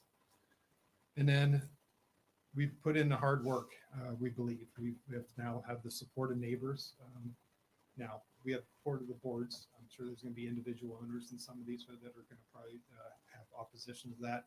And like Bill said, we can't make everybody happy, but we did work with their boards in order to get approval. So we believe we have no real neighbor opposition at this point, other than individual owners that don't agree with this is a good development, and that's fine. We believe we're compatible with neighborhood. We meet the FAR. We meet the parking. Believe the Boykin Group has shown to be good neighbors and good stewards of the property and of the land and good friends to the town. We addressed alternative transportation to the greatest extent that we can and providing what we believe are substantial public benefits. So in my professional opinion, as a AICP certified planner, in agreement with our other experts, we believe we're consistent with comp plans, goals, policies, and objectives, the town's land development code, ordinances, and other applicable regulations. So that's my official part at the end. And that's it. So that's the end of our presentation. And so we're here for questions now. Scott, any last questions for the applicant? No, I'm good. Karen? I do. And maybe I missed it in the whole packet, but we haven't talked about timing. Like what you are looking at as far as if we go through the whole approval and what are the next phases? What is your outlook on timing when this will be built? Oh, yeah, that's a great question. So Bill Williams. Bob Boykin. So, Robert Boykin again. This is a real challenge. Today, if I brought a bank down to say, hey, we need to get some financing going, they're going to look at that building next door and they're going to say, well, what about that? Even if I found that bank to finance this idea, and then we built it and it didn't, suffer a major occurrence with a fire next door, because that's a concern to us greatly. I'm not sure how the customers would receive wanting to go check into what's next to it.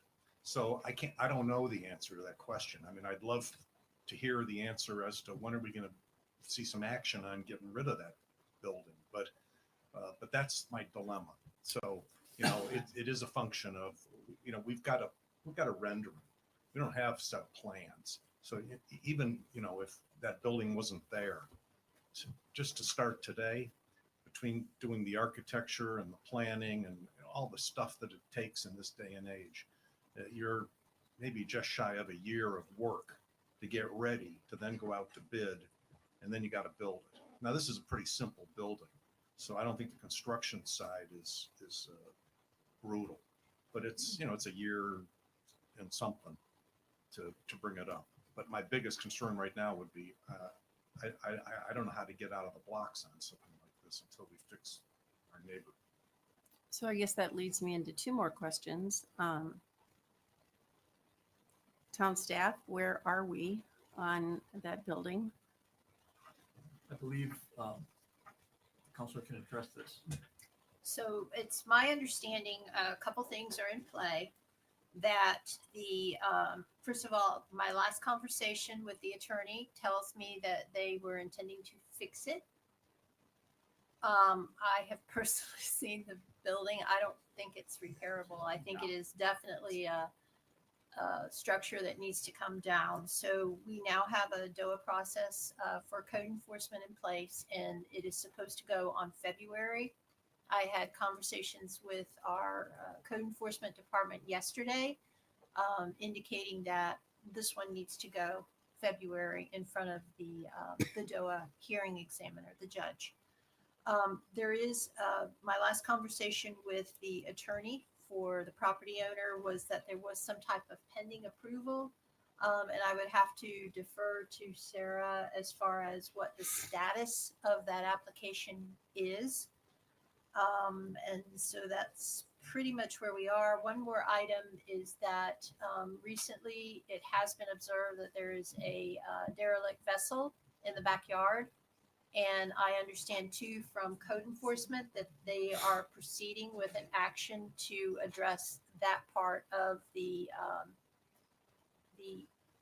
condition of the property. That's what I know. Staff might have some additional information. And so basically with the red tag process that led into the litigation process or proceed litigation process, since that has been going on, there are other avenues that we can pursue that may be in the process, which the counselor alluded to, going on the public safety, derelict vessel, just the condition of the structure, regardless of what pink shell is granted or not granted, just to the neighborhood and to the town, having a building or what to call it that, a leftover structure in that condition. So we're pursuing several angles, and that will be going to the magistrate as the counselor suggested. In February. Yes, ma'am. I noticed staff commenting back and forth. Do you have any updates at all? This would be on the redevelopment. Yes, the CPD was submitted. The last interaction, the staff gave them comments in mid-November. We just recently received a letter, actually towards the beginning of December, received a letter asking for an extension. So it's not clear when we'll be seeing movement on that, but they are saying that they've requested an extension in order to complete the documents that are requested.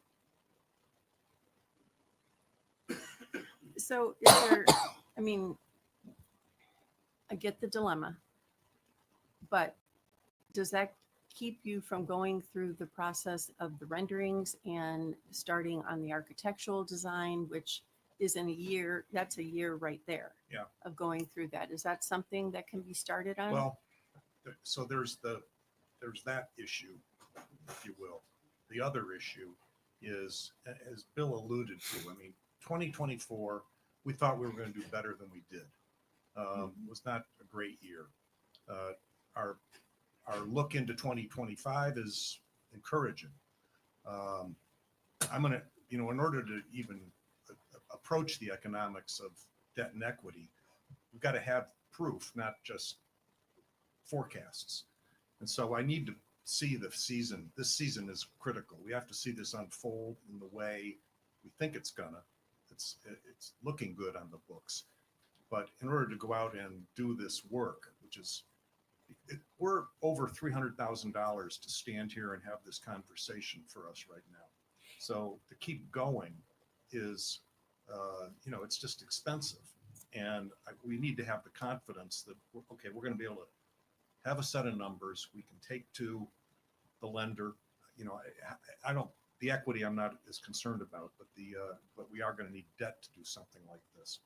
And so I'm going to have to put the season under our belt before we know where we're at. But what if that was a condition that you would start within the next year for Then- renderings and that type of thing? Then we probably wouldn't do it. I can't be held to a guarantee that the season's going to happen. So you're asking someone to make I don't know what the number is, but call it a $30-40 million bet. All right, Now, thank you. now, the only thing I will say, don't look at what we are hoping to do. Look at what we've done and how we've behaved over the last 25 years. Mhm. And so that's my best answer to the question. I appreciate that. Thank you. Vice Mayor? Bob, I've got a follow up on that. Go ahead, John. Well, you're the one that brought this to us. Then if there's so many unknowns, why are we here at this time doing this? Well, we've been at this now for quite a while, and I was expecting 24 to be a better season than it is. I'm confident in 25, and the planning process is quite long. So, we're here because when the time comes, we want to get going. But you're asking a lot of someone to say, make a commitment in the face of the economic uncertainty that is Fort Myers Beach. Just as an example, when are we going to get a traffic light at Times Square? I wouldn't have thought 2.5 years after the storm, we'd still be wondering about that. But I want to be ready to go when the market says it's time to go. And ultimately the market's going to decide, are the customers coming back to Fort Myers Beach? When they come back, I believe we're going to be in the first position to get the customers. We always have, and I think that'll be the case. But that's why we're here. We want to be prepared for that day. But this is one step at a time. It is a sequential process in many regards.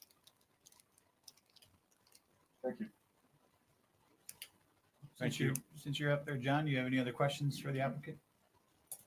Nothing at this time, no. Vice Mayor? Nothing additional.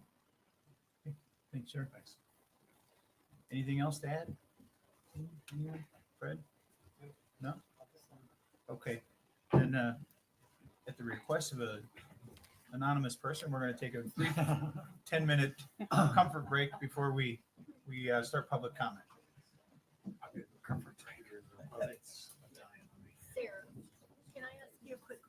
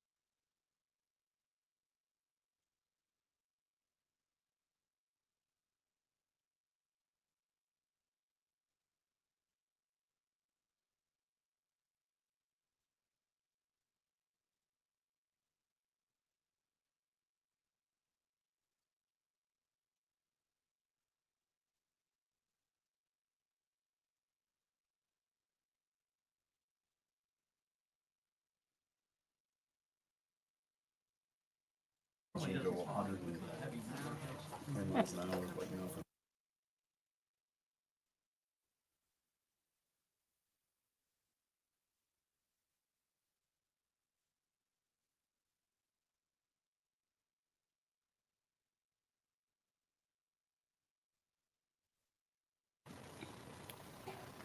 All right, John, are you there? We're gonna call the meeting back to order. I'm here. All right, we'll call the meeting back to order. It is 12:17. We are now at the public comment portion of this public hearing. Is there, Madam Clerk, is there? I have a couple signed up. Okay. First up is Phyllis Scruggy, and after Phyllis is Holly Bagot. Baggett. All right. Good afternoon. Hi, are you people awake? It's been a long morning. Are you awake? Now. All right, good. Nerves always do that. Sure. Okay, I'm Phyllis Scroggy. I am an original owner of Vacation Villas, the only one. Okay, I can answer some of the questions that they stated about when we used to rent through the Pink Shell. Just move up a little bit so Sure. people can hear things. Through the Pink Shell and the reasons that ended. First of all, they didn't have the pools that they have today. So we can't compare whether the people all using Vacation Villas there would have been enough room for them. Okay. Second of all, the majority of people left the rental program because they could do better themselves. We were one of the very last ones to leave, and it was happening that they were not able to rent our place. It was too far from their amenities. People wanted to be there in the White Sands, because at that time that had been built. Okay. Now, I really only have a couple of major concerns. First of all, the Pink Shell is a really good neighbor. And I have stayed there with my family because we always have come for Thanksgiving. And this year we went to the Pink Shell because our place was not available. If they are having a bad year, those pools are pretty crowded. So I'm not quite sure what if they have enough amenities for future growth. This new building that they're talking about building on the bay side, we're talking about at least 100 additional people if they're full or more. And it is across from all of the amenities. The only way you can enter their amenities is through the main entrance. Everything else has been closed. Okay. How many people do you have going back and forth more than once a day, many times a day? We're talking about a safety issue. If they want to go to the beach, how do they go to the beach? If not through the main entrance, right next to the Vacation Villa pool, or possibly, let's just walk right through Vacation Villas. That's what's right there across the street. This does not seem like a very good plan to me. It will also, that little section, and granted they may have the right to do this, they are now going to have a tunnel effect. And we really don't want to look like Miami Beach. Okay? Thank you. I took a picture. We just need you to wrap this up. You're which 3 I minutes. will pass around. This was last Sunday. It was cold last Sunday, and I happened to have company, and they wanted to see what was happening at the beach. This is the traffic over the bridge. We'll take a at look. 10:30 in the morning. You really want more? Appreciate it. Thank you. Holly, and after Holly will be Catherine Schultz. It's him. Good afternoon.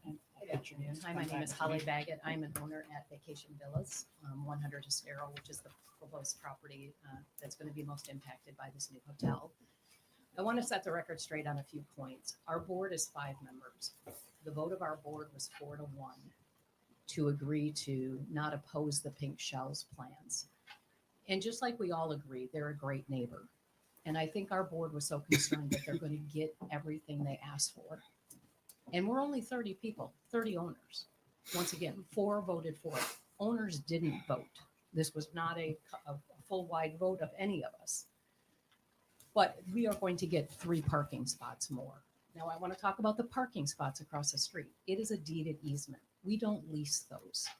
When the tennis courts were removed, if you look at the 3.2 acre parcel that started all of this, those 6 parking spots are in that lot already designated for vacation villas.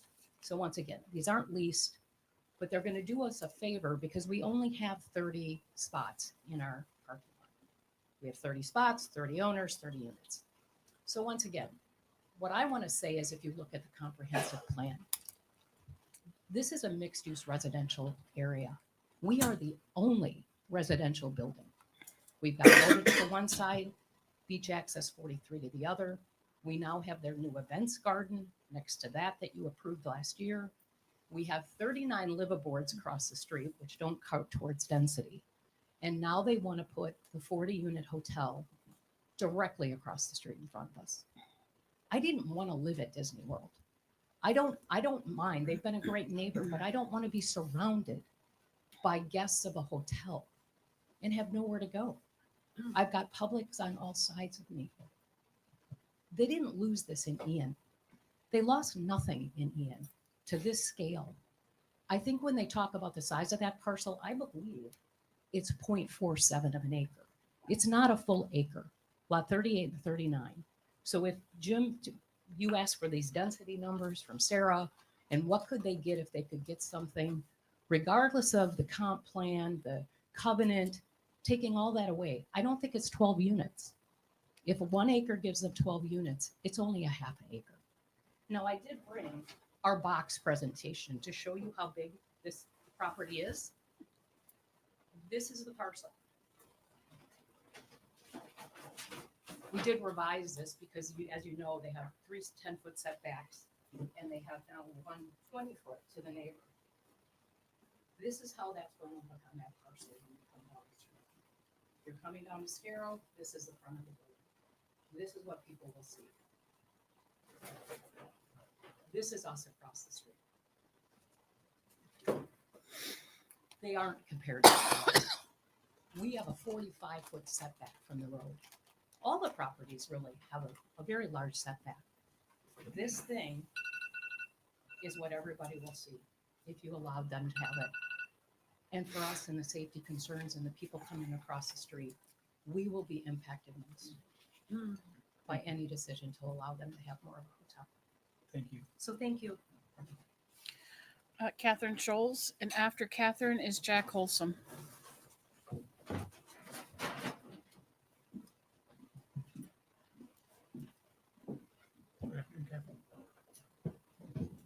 Good afternoon. I tried to understand the legal description of the property better by coloring in some maps. So this is a map of the warranty deed when Boykin first bought the property. I think that the deed was confusing because the prior owner had assembled parcels over time. And so over the next 2 years, Boykin actually submitted 4 corrective deeds. But this is the property that's covered by the covenant. The covenant is supposed to, this is Exhibit A, which is supposed to describe the property known as the Pink Shell Resort. And it is indeed the case that the tennis courts are not included, but so is this whole area down here, which is where Sanibel View is. And in June of 2000, they submitted a final warranty deed. This is the corrected property of Pink Shell. So you can see that the covenant didn't include a lot of property, not just the tennis courts. So as to whether or not the intent was to encumber lots 38 and 39, The staff report for the LPA hearing reads, the Bayside CPD parcel is approximately 3.2 acres. Development of the CPD from north to south is with existing tennis courts, existing 5-unit building owned by Peter Lissage, a park with an interpretive walkway, a 78-space parking lot, the existing and proposed expansion to the administration restaurant building, a 35-space valet parking lot, and continuation of the interpretive walkway and park area. In the narrative associated with this hearing, they say, we propose to remove all buildings on the bay with the exception of the existing building containing the office, etc. Other benefits include increased public safety due to a decrease in the number of instances when our guests would have to cross Estero Boulevard to reach the beach side of the resort, having all the residential use on one side of the road where most of the recreational amenities exist. The proposed arrangement maintains existing density. And finally, the removal of structures on the bayside creates a vista that will be unsurpassed in terms of water, wildlife, and boat views, and will serve as a wonderful gateway to Bowditch Park, which is next door. So your attorney has said that the words are what the words are. If they were going to go to the trouble correcting the warranty or correcting the description on the covenant, why did they not also remove the phrase 3.2 acre Bayside parcel? Because there are a lot of words that suggest that 3.2 acres is that whole master concept plan. My last caution for you is to really think about what in perpetuity means to you and to this applicant, because apparently it means as long as it's convenient. Thank you. Thank you very much. Jack Holsom, and that's all I have signed up.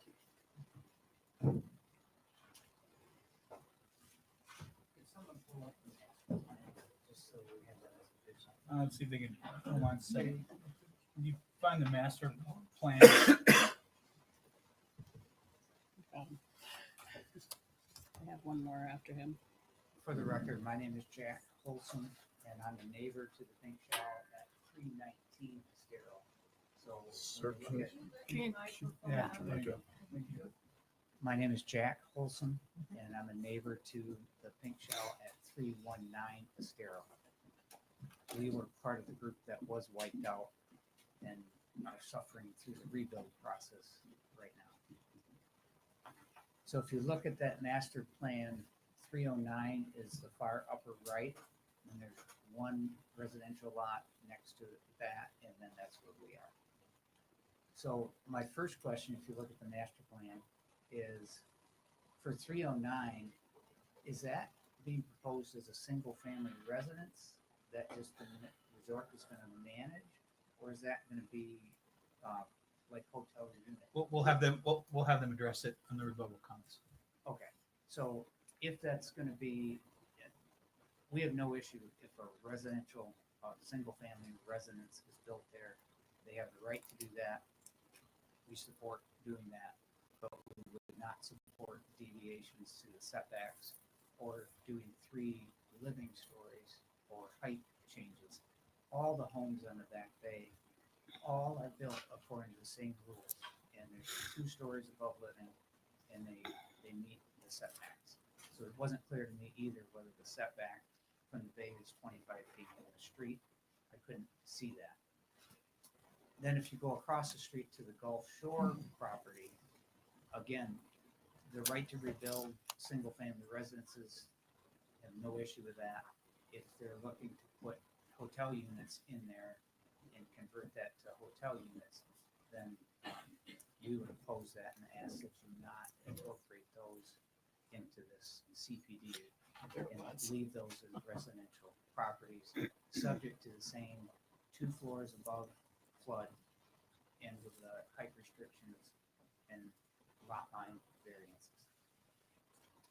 The biggest thing is, again, this proposed hotel. If you look to the right,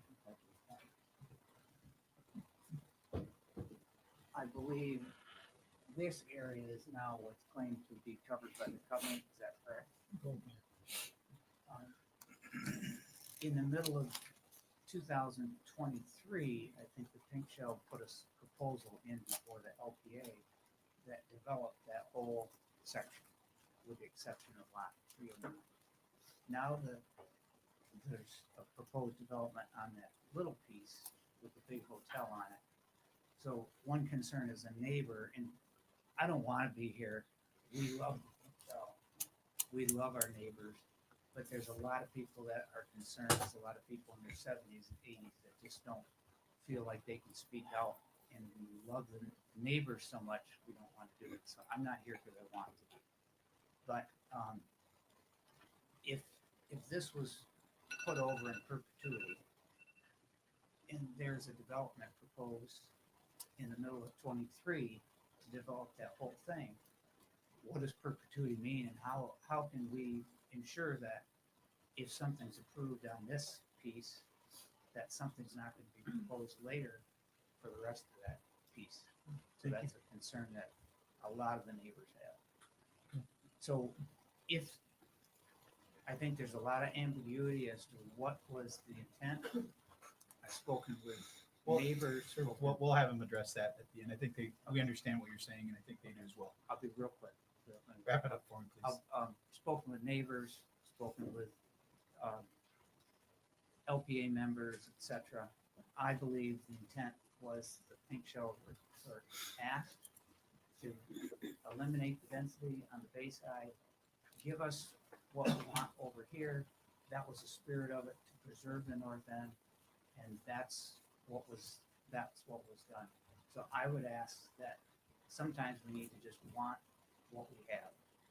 The Pink Shell has great people, great management, We got great it. owners, Thank you. great resort, a great marina. Let's want what we have. Sometimes more isn't better. Thank you, sir. Thank you. Ray Murphy.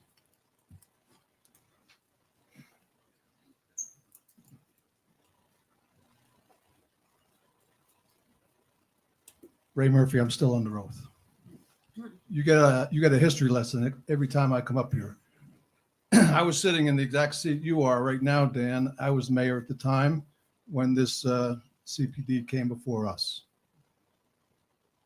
There was a discussion earlier about the intent and the ambiguity of the intent at the time. Well, I can tell you, as I'm standing here right now, the intent at that time was to transfer all the developable units on that side, on the bay side, the entire piece, move them over to the White Sands on the other side, and in perpetuity, that side was to remain undeveloped. That was the intent. Now that's changed. That's changed somewhere along the line here.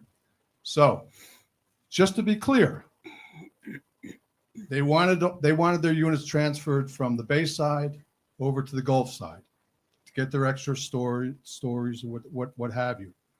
That was fine. At that time, we didn't really talk too much about public benefit per se, but it could have been perceived at the time that that was a public benefit by moving it over there and keeping that whole side of the bay side undeveloped. Now that's changed. That's changed somehow, and I'm not privy to these other documents that you're talking about, and I'll get another look at them, I guess. But I'm sure if you brought my former colleague Anita Saracita back in here, she'll tell you the same thing. That was the intent at the time. Okay, so I think what you have here, and this is what you're going to be facing. You're facing it with Seagate. You faced it with Myerside. You're going to be facing with all these larger projects is you've got these property owners coming in here and piling on after Ian. I call it the post-Ian pile-on. Everybody's trying to get more and more and more that they're not entitled to. They're not entitled to. So I respectfully ask you to not reconsider this, but to vote no on the resolution. And if it doesn't carry today, well, then I'll be back when it does again. Thank you. That's all I have signed up. Is there anyone else that would like to speak or make a comment? Seeing none, we'll close public comment. If you guys want to come up and answer that one question, you don't have to, but if you'd like to answer the question about 309, I believe it was. Sure. For the record, Bill Weiss-Rulis. Jack, those lots 309 and Gulf Shore Court. They would just be just as you would build a home, but they would just be a residential home that we would have part of our program, but not hotel units. I mean, it would just be a house, a home. And just to clarify on vacation villas, Holly's right. It was a vote of 4-1 on their board, but they did survey all the owners, and the majority was to support the project. So I just want to put that on the record also. So, thank you. Yeah. Amy, any rebuttal? Anything you'd like to? Thank you. Yes, I have a few points for rebuttal that I would like to make. And in fact, would it be possible to get the presentation put back up quickly? Sure. Any specific page you're looking for? The last 2 slides I think would probably be most relevant here. Jason, can you get the last 2 slides up for us? Thanks. Keeping it easy on you guys. So first and foremost, as we're getting there, I just want to again acknowledge Sarah and her team, Nancy, Frankie, everybody who has been involved with this project, who has helped us understand, what can and can't be done, and who, they've spent a lot of time and effort on this and on this review, not just on, reviewing the deed restrictions, but on so much related to this project. So we would be remiss not to acknowledge them.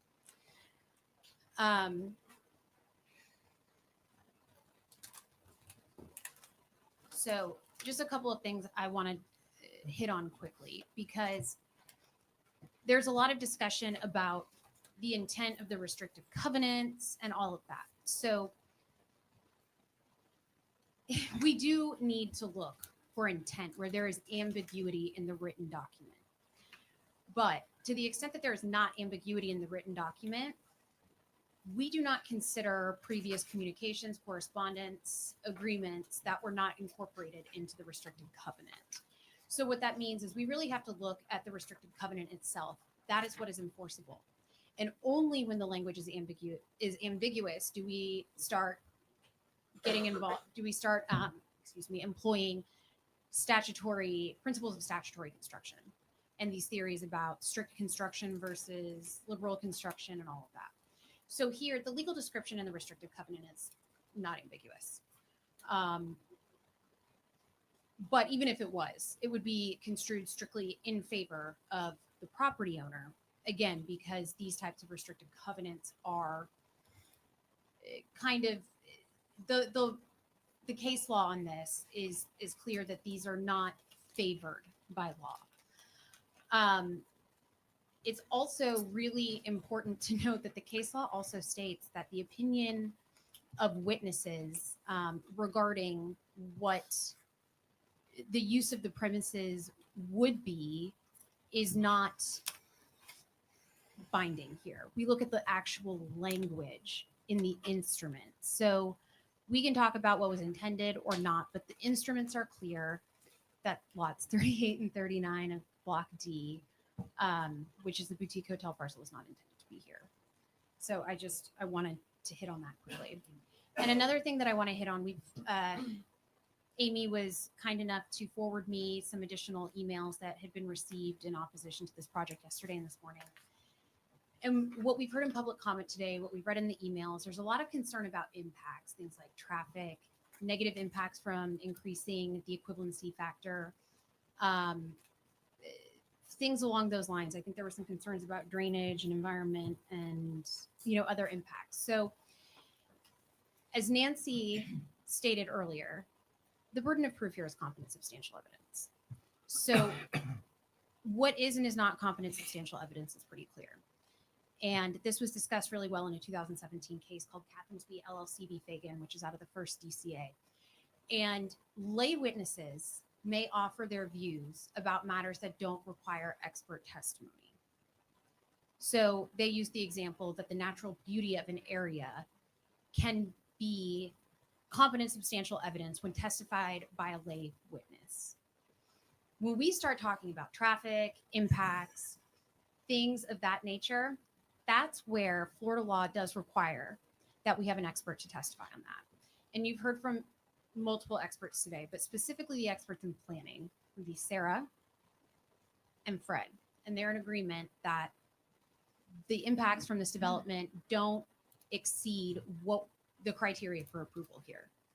So this is not to discredit public opinion on this project. It's simply just to state that the impacts really do need to be reviewed by a professional in this area. And they have been. They've been reviewed by multiple professionals, and they're in agreement that we're good to go on this.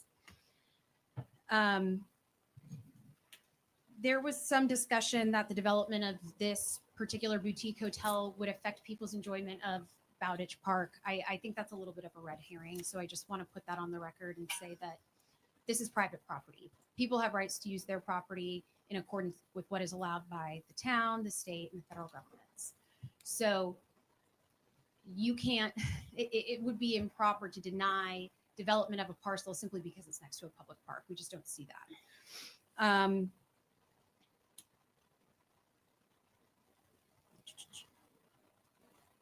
There was some discussion about safety concerns. Again, that comes back to, I would argue that's something that needs to be discussed by an expert, but we do have sidewalks here. And quite frankly, I believe that if there was an issue, like a real concern here with safety about crossing Estero Boulevard to go from the proposed boutique hotel to the White Sands amenities, I feel pretty strongly that would have been caught in staff review by Sarah or another staff person that is involved. And there was some discussion about, concerns from owners of vacation villas that folks might try to access the beach through their property. That concern is very well taken.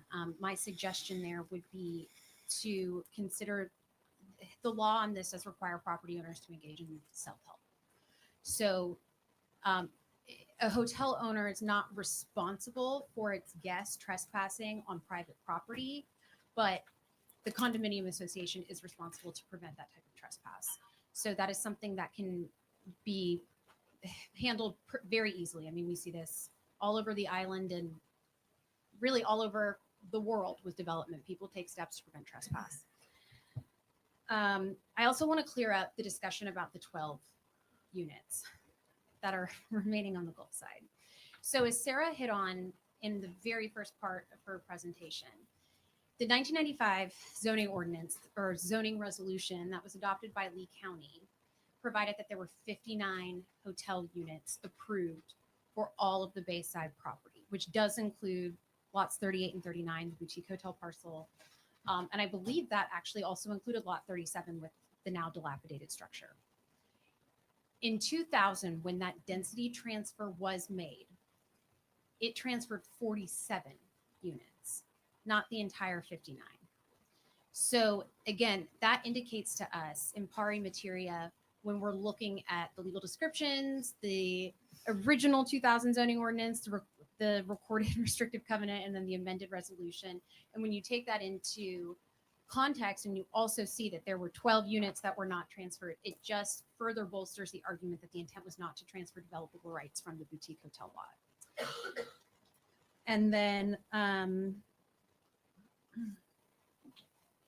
the final note that I'll make regarding timing, I know that there was some question about, should this be approved now if this is not going to be fully designed and into permitting in a year? Just as a quick note, typically Florida law does not favor expiration dates on zoning approvals.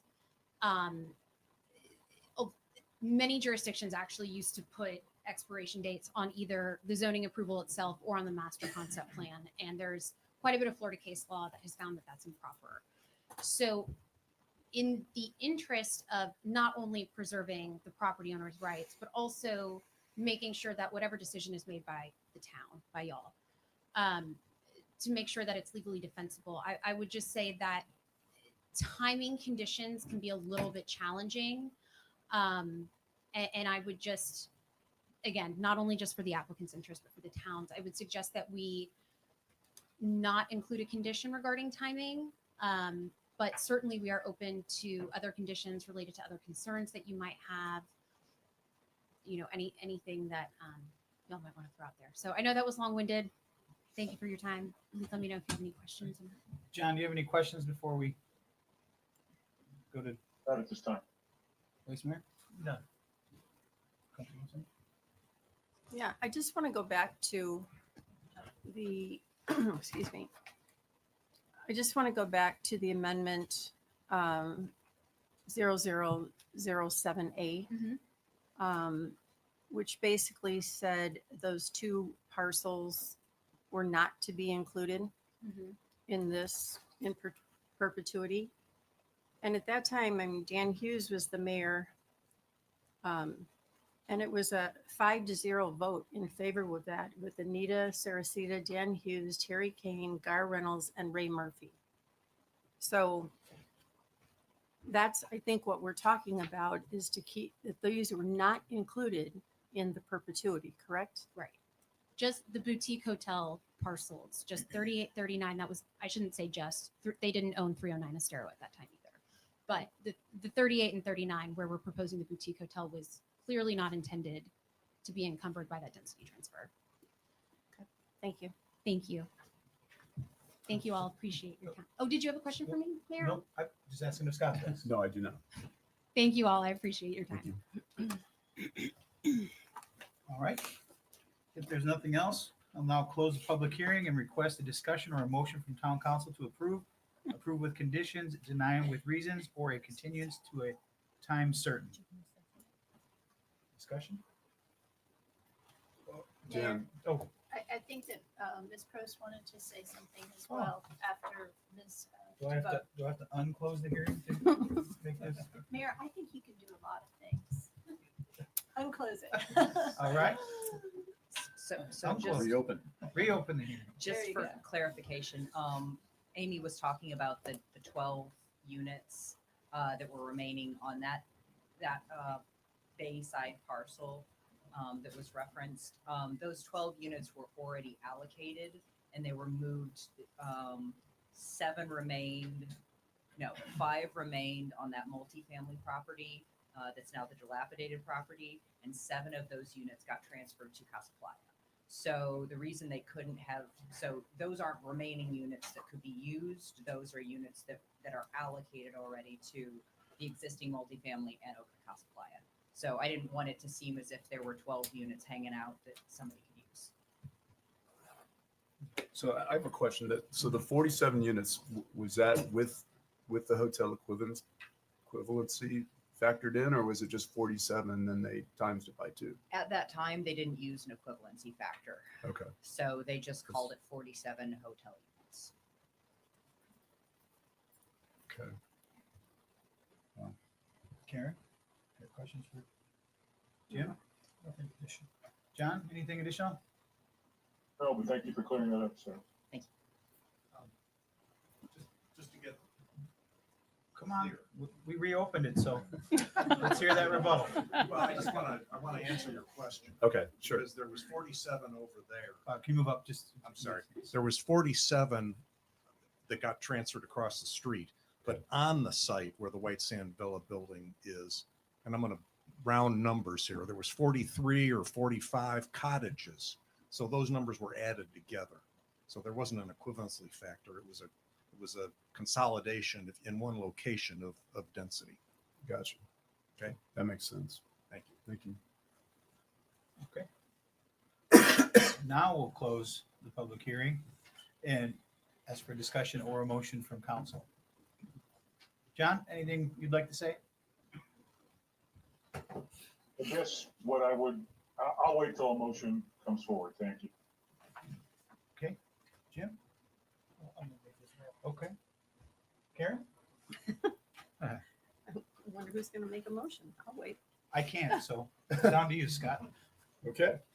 I think the biggest issue I had, and I was struggling with this, was during the LPA hearing, it was, hey, we transferred all this density and in perpetuity. And that seemed to be Anita and Jane's big hang up with not approving this. But, you know, this is a quasi judicial hearing, and the evidence here today is clear that this parcel was not included in that. And for that reason, and I believe the public benefit is great, and as staff recommended, if we can get to the fact that there's public benefit, I do believe that there is, that we should approve this. So I make a motion that we approve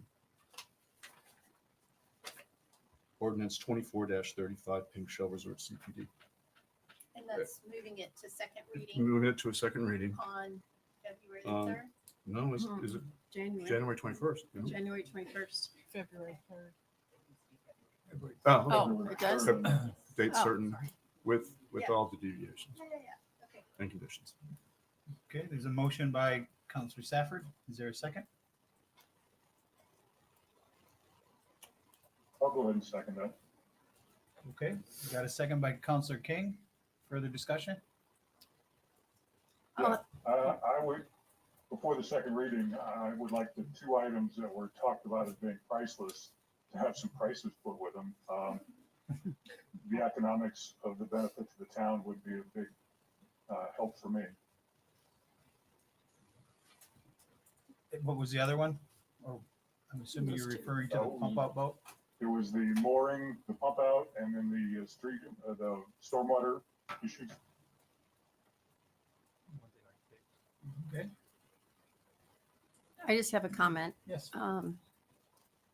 Because this in perpetuity lots, that was a big hangup for me as well. I think that has basically been solved. But what is still a hangup for me is the timing. And even though we can't put in formal conditions or anything like that, I believe that, you know, if we look at Seagate, they did commit. They didn't put anything in writing or anything like that, but they did commit to timing. And so that is a huge open piece for me for now. And I'm hoping that by the second reading, if this goes through, that we can maybe get there. So I would like to comment on that, if I may. Yeah. Karen. Mhm. You know, Seagate, those are condos. The hotel business is totally different than a condo. So to ask a hotelier, given the market, and I was a hotelier, I still have a vacation rental company, and I can echo his sentiments right now. I mean, November, December were not what we thought they were going to be. January still isn't. I mean, February and March look good, but you know, he's got to go to a lender. The lender's going to say, "Show me your numbers." So for us to put, "Hey, you got to get going right away," that it's just not fair. I mean, who knows what's going to happen with our economy, not just Fort Myers Beach, but the United States economy. Who knows what interest rates are going up? I mean. But the bottom line for a hotelier is he's got to show his lender that the numbers are going to work. And right now, I have to agree with Mr. Boykin. That's a tough deal. That's a tough sell right now. Jim, any comments? Yeah, I'd say just a couple things. These two new documents appear, and I use that word carefully, appear to address some of the LPA concerns. They appear to address some of the concerns raised by Mayor Murphy. But I'd like to reserve my right to change my vote on second reading. If that is indeed not the case, I'm a bit concerned that our town attorney hasn't had an ample time to review these, and I'd like to have staff review them just to confirm that they do indeed allay those concerns. This one is a tough one, as they quite frankly all have been. This is a new build. It's not a rebuild as a result of Hurricane Ian, and I think a new build should have a higher threshold, if you will, in terms of requirement of public benefit than an entity rebuilding as a result of Hurricane Ian. At the same time, it's hard to argue that the Pink Shell was not severely impacted by Hurricane Ian, and it's quite honestly, its recovery could be used as a model for others. So again, as all of these have been extremely complex, I'm going to vote yes today, and I'd like to see that these two documents are affirmed by our town attorney and Sarah and her team. And but that's where I stand as of this afternoon. Okay, if there's no further discussion, there's a motion by Counselor Safford, seconded by Counselor King. Counselor Safford? Aye. Counselor King? Aye. Vice Mayor? Aye. Counselor Woodson? Nay. The motion carries 3-1 with Mayor Allers abstaining to go to the second reading on February the 3rd at 9 a.m. Right, yeah, I'm sorry. All right. On to the next one. Item B under the public hearings has been continued to If we can the unplug Sarah, I 21st. do. So that takes us Do we to item unplug you? C. Hang on just a second. Well, it's awful noisy back here. Just give everybody a second to gather up and